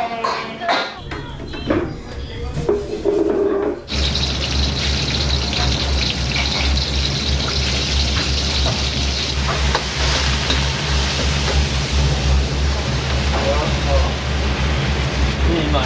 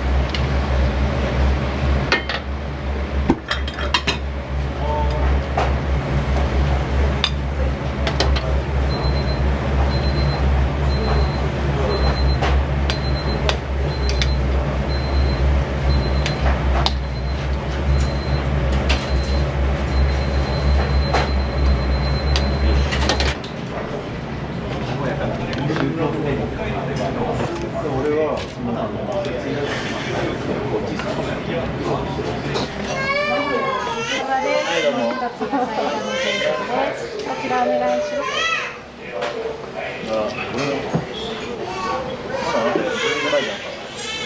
ます。今マジでびっくりしました。完食できそう。わかんないですね。ちょっと不安ですけど。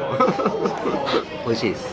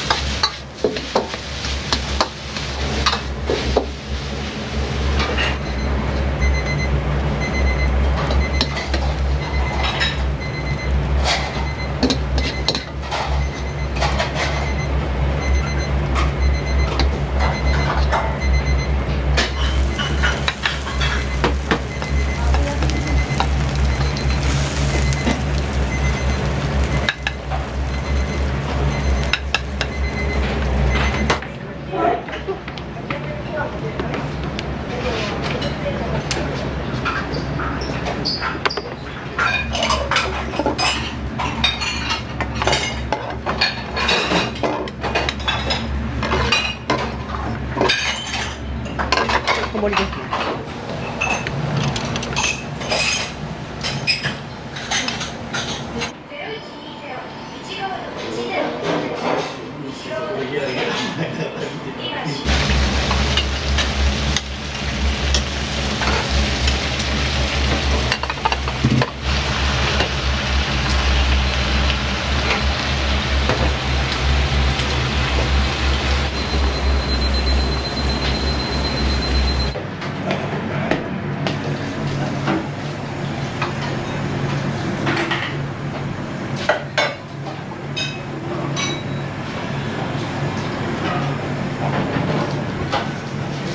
洋風カツ丼小盛りです。こちらお願いします。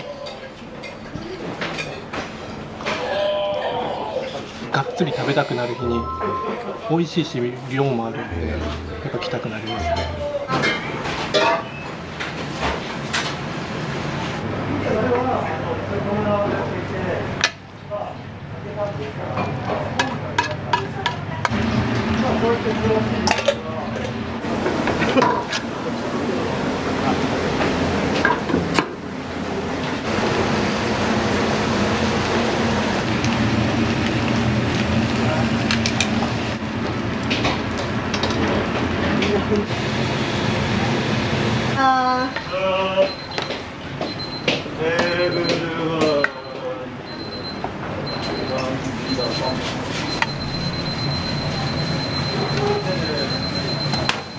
ありがとうございました。またどうぞ。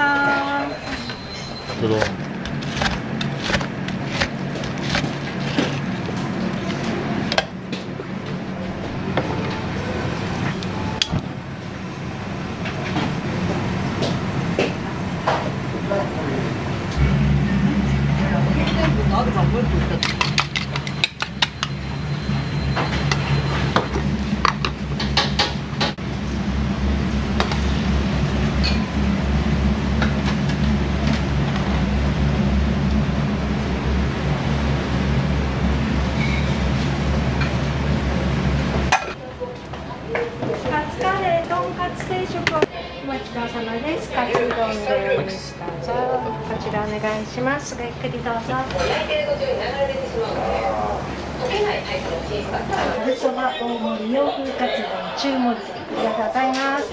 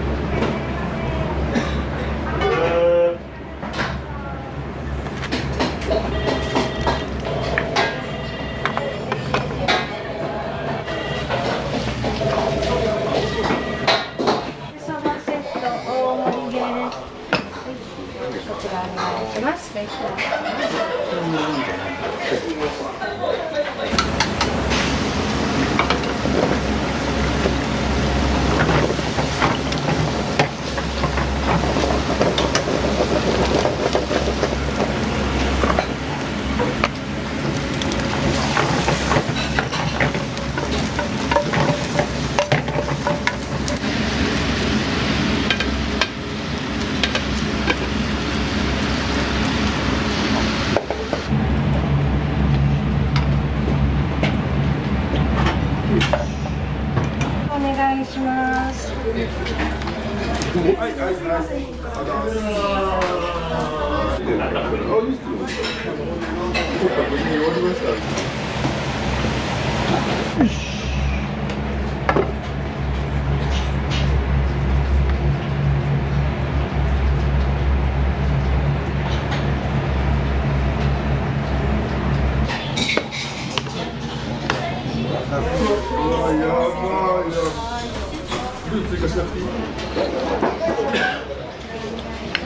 か大盛りでこんなに美味しいところもそんなに近辺だとないんで、1週間に1回ぐらいカツカレーしか食ってないです。あ、そうですか。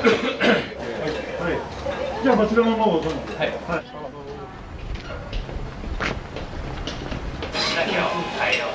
普通もいい？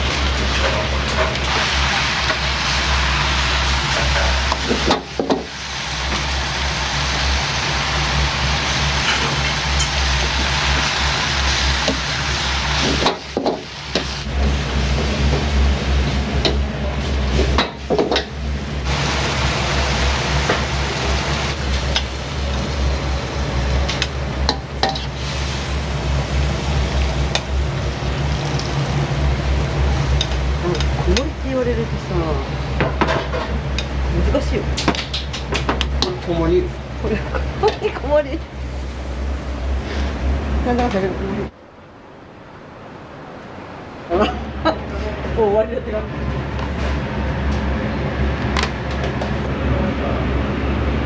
い。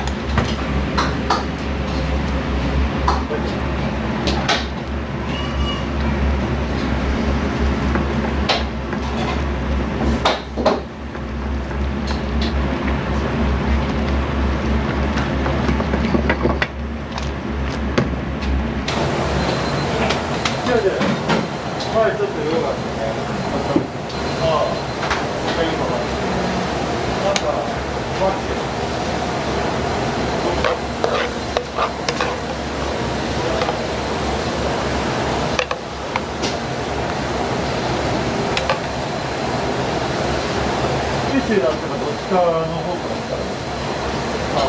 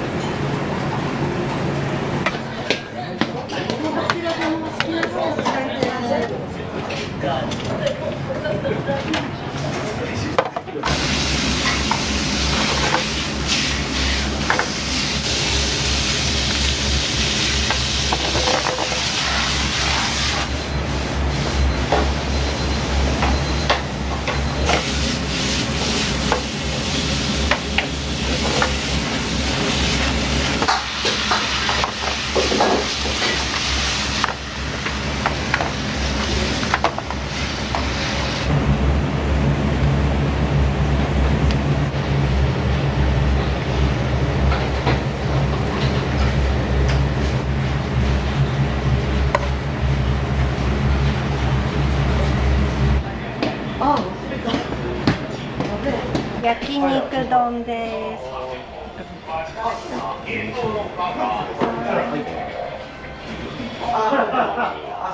チャーハン小盛りとフードバッグで。お世話になります。ありがとうございました。ありがとうございました。テイクアウトの情報とか、月1の連休とか、これから年末とか年始とかもお知らせ載っけるんで、SNS の方を通じて見ていただければ、全部情報とか伝わるかなと思ってるんで、なんでそれも合わせてお伝えしてます。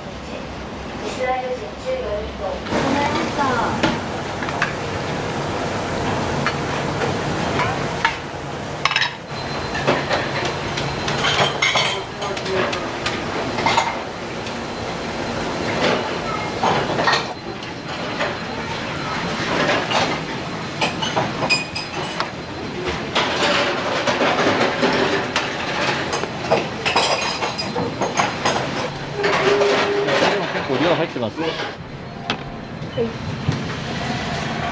ラーメンセット大盛りです。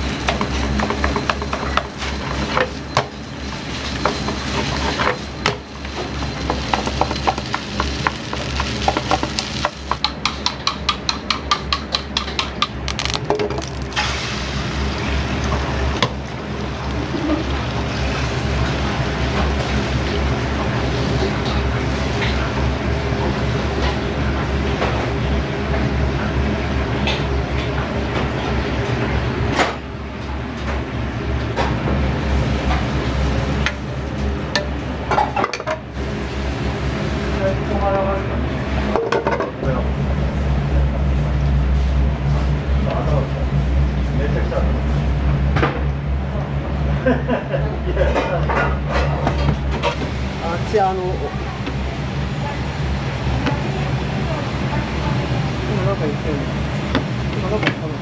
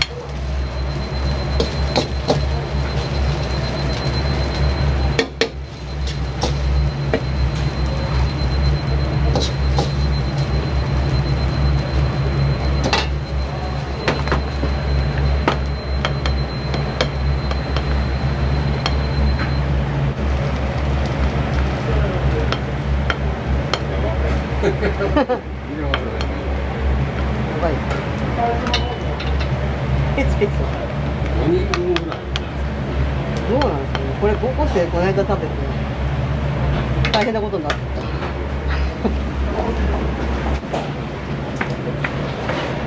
ラーメンセット大盛りお願いします。チャーハン大盛りです。どうぞこちらお願いします。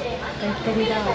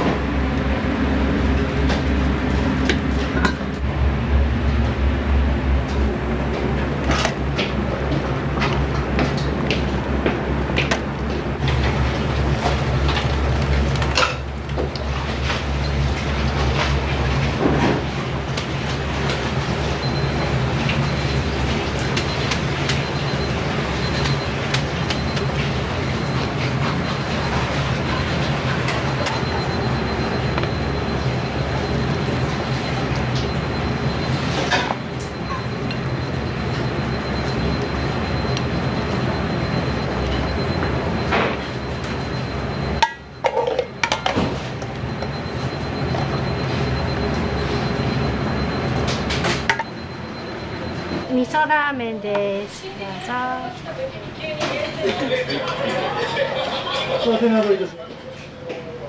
今度登録番号こちらに入ってますね。はい。ご注意。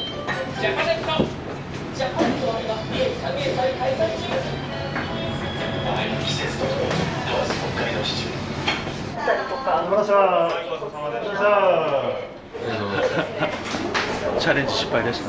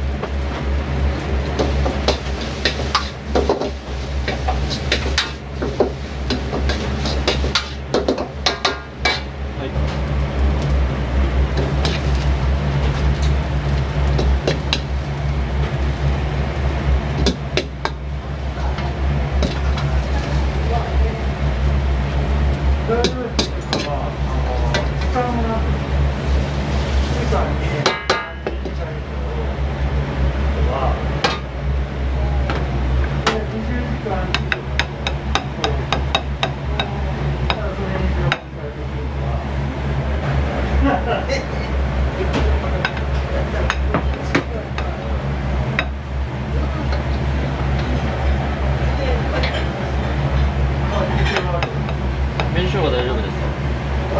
お願いします。あ、はい。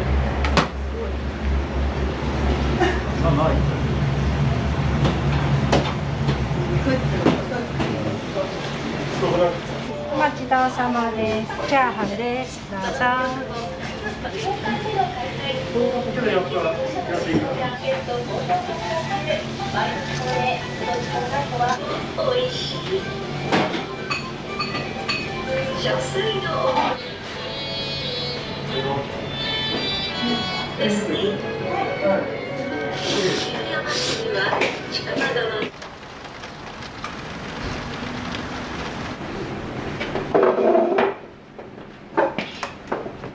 社長も結構食べられる方ですか？僕は米はあんま食わないんですよね。肉は食いますけど、ステーキだったら 1.2 キロとか、焼肉20人前ぐらいとか。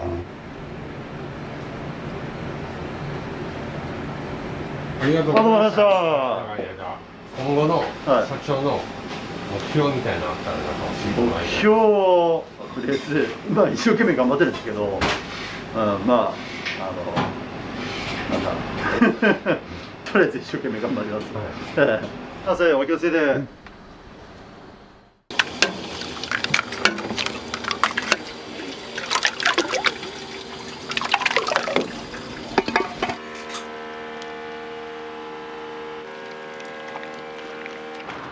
うぞ。お待たせしました。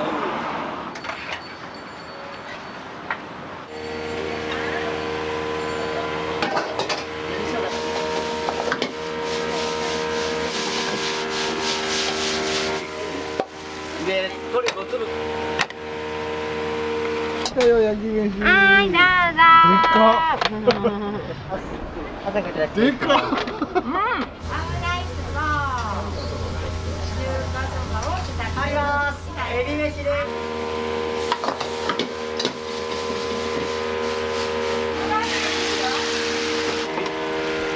みんな入りながら。はい、オムライスです。はい、どうぞ。すいません、オムライスです。晩ご飯。何を食べても美味しいです。とっても美味しいです。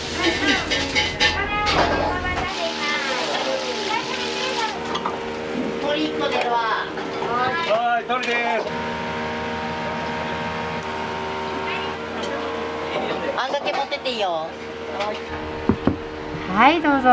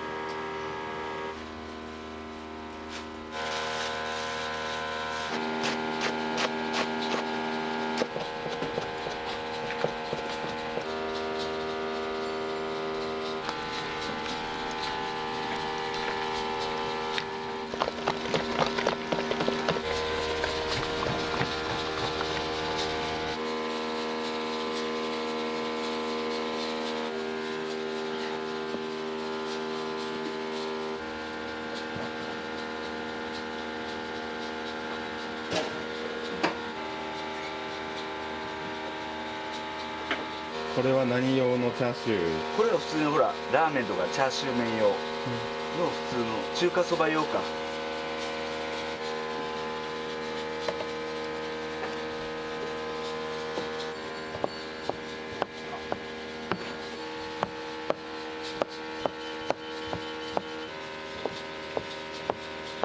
エビうま煮そばっていうあんかけのやつやね。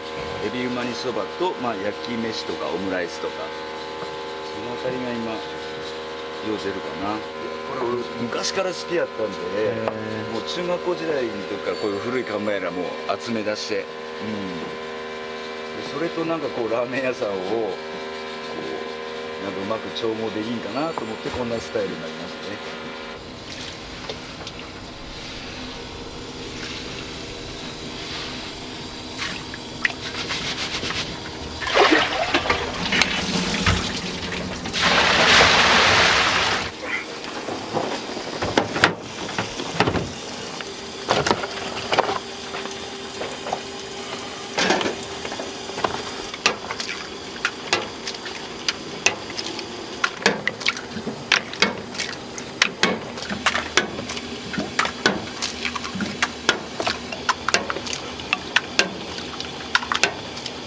何個ぐらい割るんですか？土曜日ですと、今日ですと、これで大体50個なんです。約ここは400個ぐらいですかね。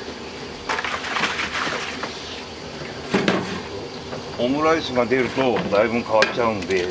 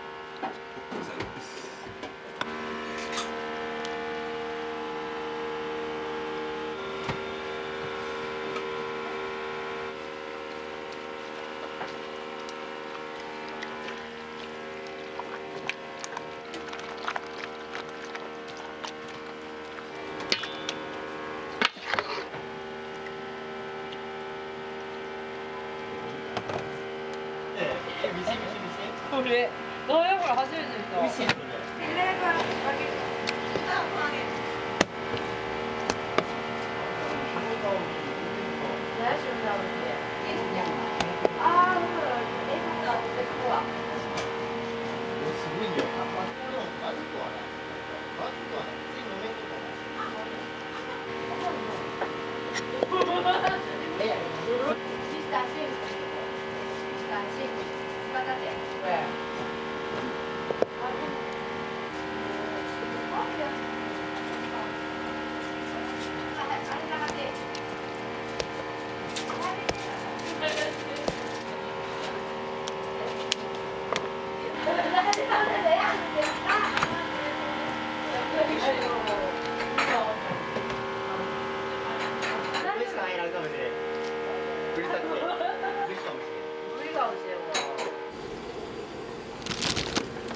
これ山椒です。これでたかんと間に合わないですか？全然間に合わない。これが今日ですと4回転ぐらいですかね。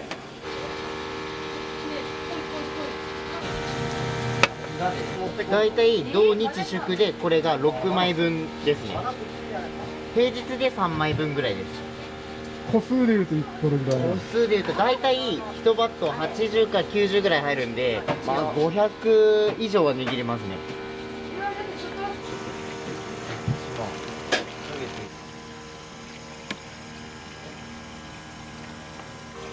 こんな感じで1バット終わりです。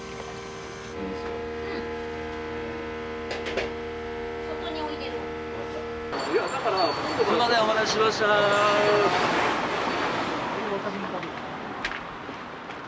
どうぞお待たせしました。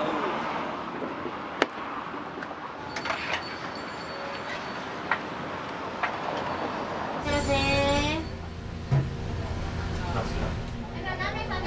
お願いします。オムライス1つ、エビ中華。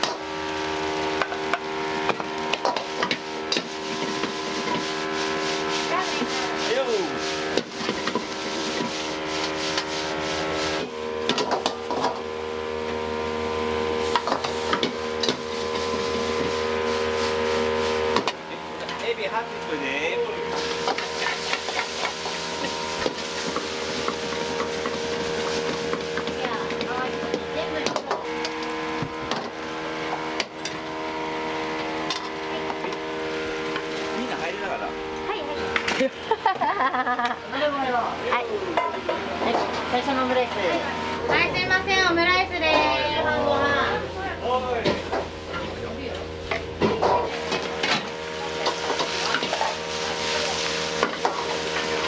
で、エビ中飯ご飯。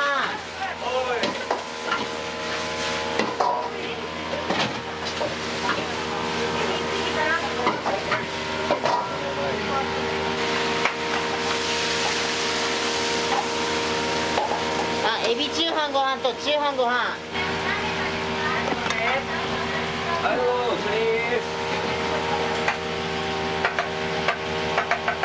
これオムライスのとこ行ってどっちも。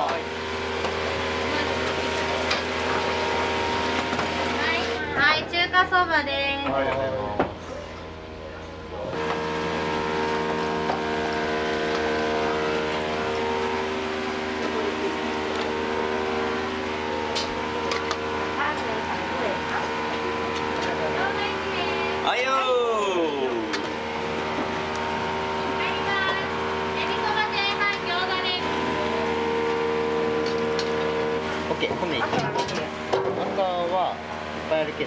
はい、すみません、エビ中華飯になります。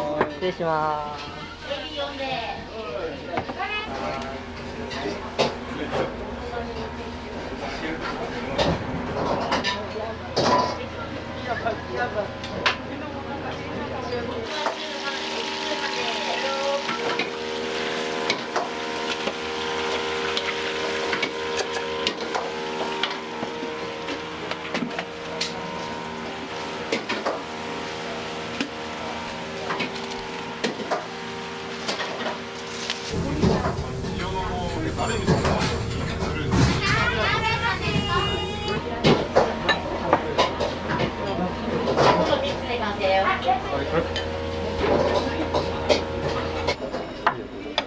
酒にはもう用はないです。こうシャキッとやっぱりエビの、まあ、唐揚げなんですかね。それがプリップリで美味しいですよね。もう本当に。まあ、中華派もトロトロですし、めちゃくちゃ美味しいです。何を食べても美味しいです。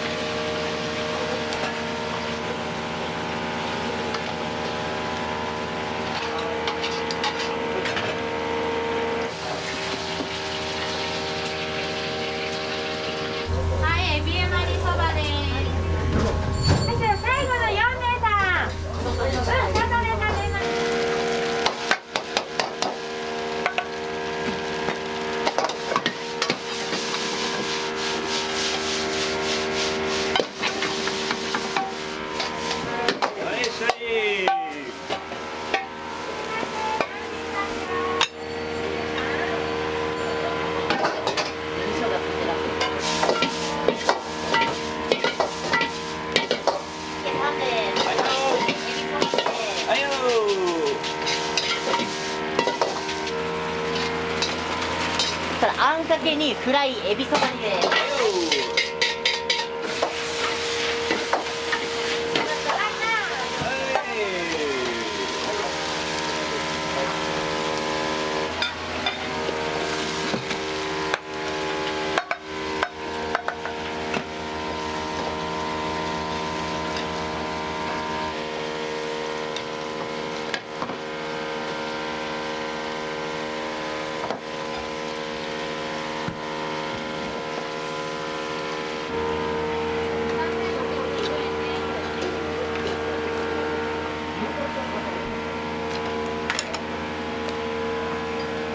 お待ち何名様？1名さんと2名さんです。はいよ。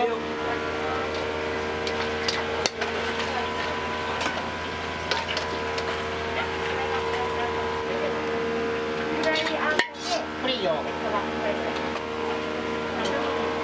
あんかけ持ってっていいよ。すみません、今のお持ち帰り裏の黒のやつ取れると思います。これラップして。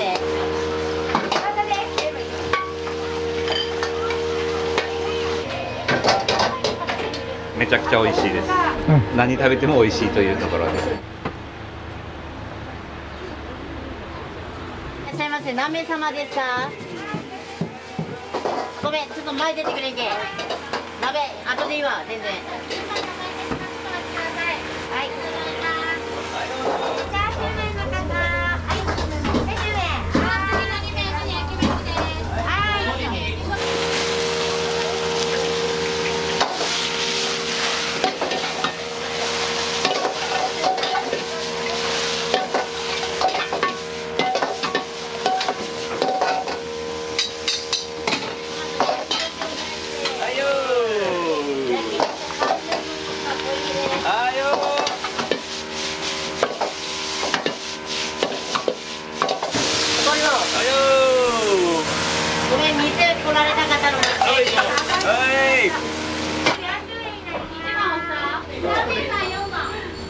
この店って結構来るんですか？はいよく来ますとっても美味しいです場所だけ聞いて家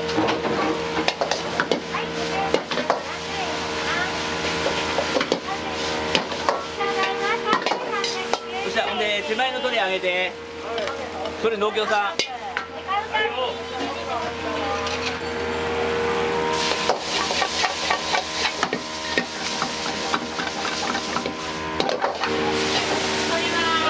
これごめん頼むわ。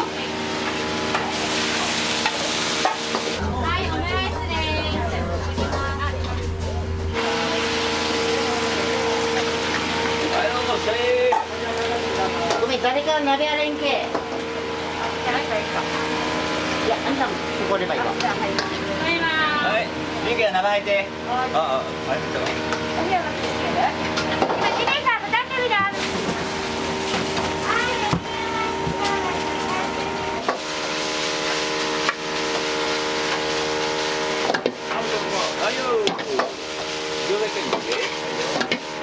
鳥5粒戻しといて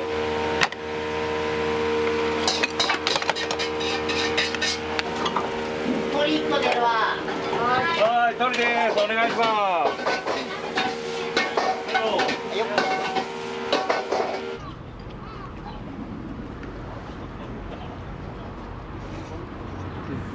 今日何食べましたか？チャーシュー麺ですめっちゃ美味しかった味が濃くて美味しいです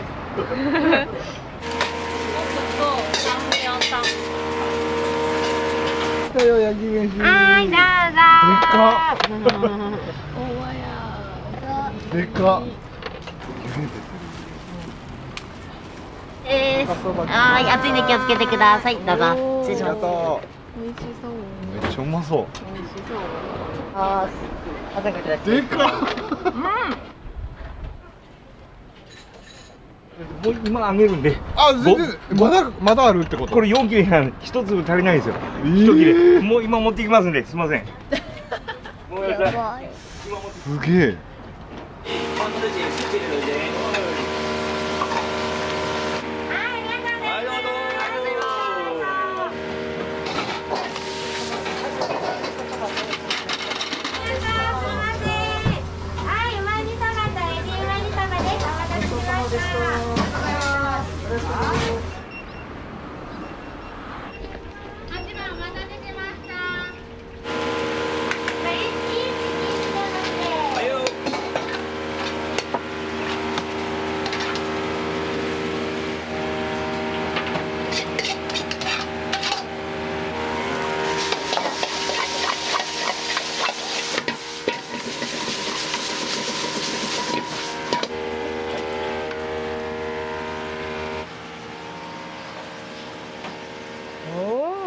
美味しそうやね。はいオムライスでーす。はいどうぞ。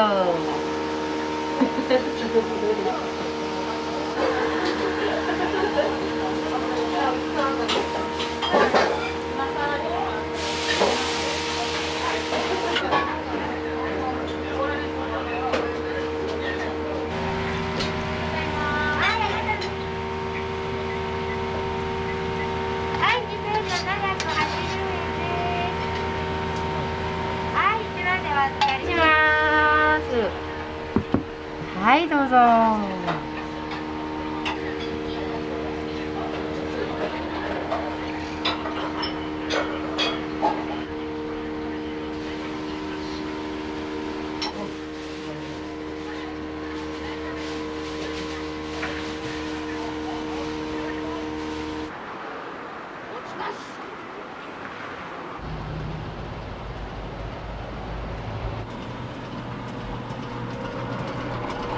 もう15分かな。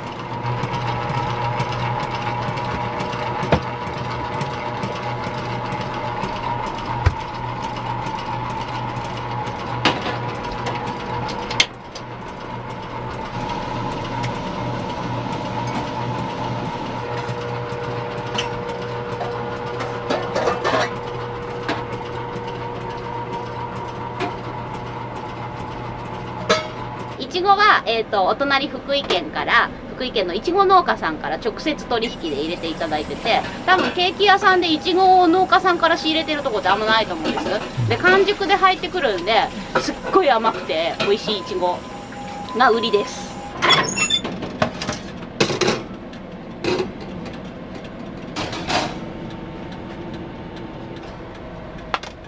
その理由あ、ナンバー5の理由やね。5番目の夢やね。そうやな。で1番目の夢がラーメン屋さんすること。でそれはできたのな。とりあえず叶った。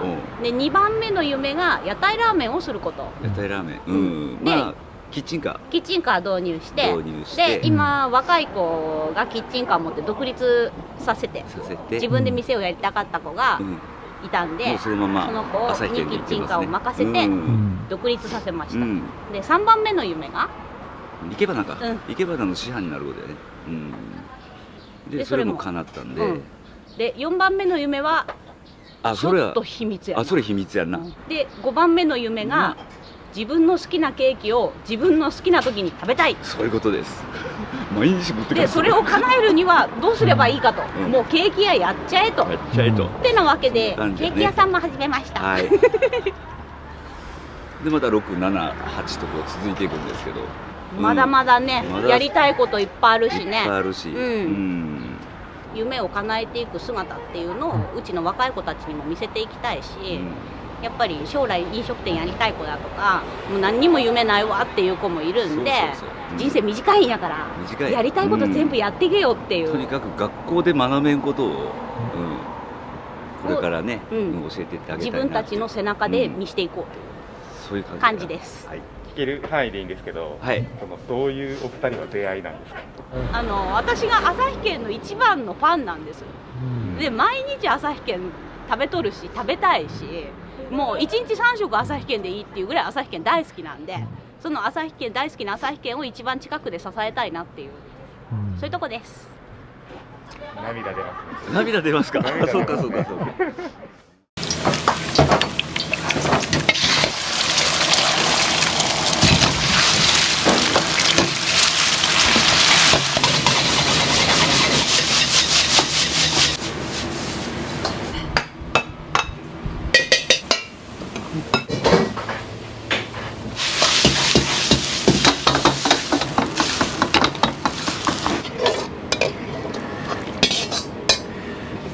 これが味噌チャーシュー。量ある野菜が。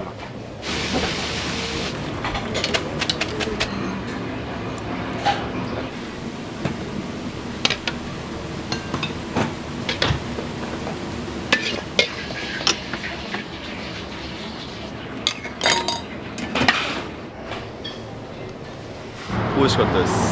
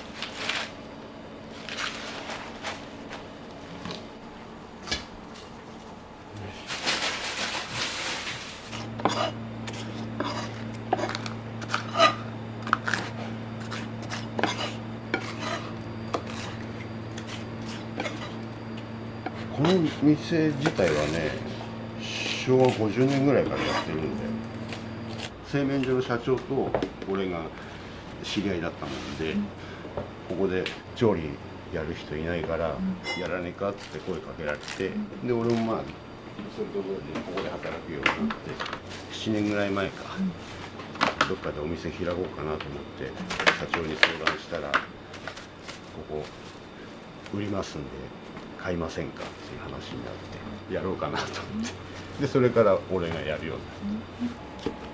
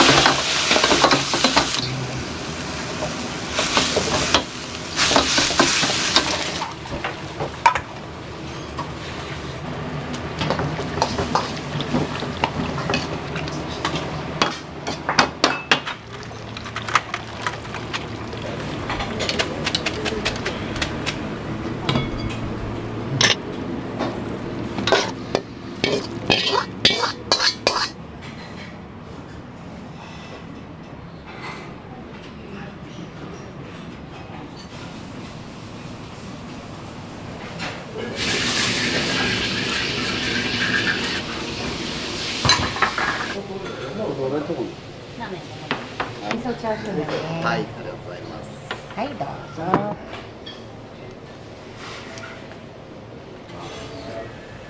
量ある野菜が。はい、どうぞ。変わったことして写真撮るが。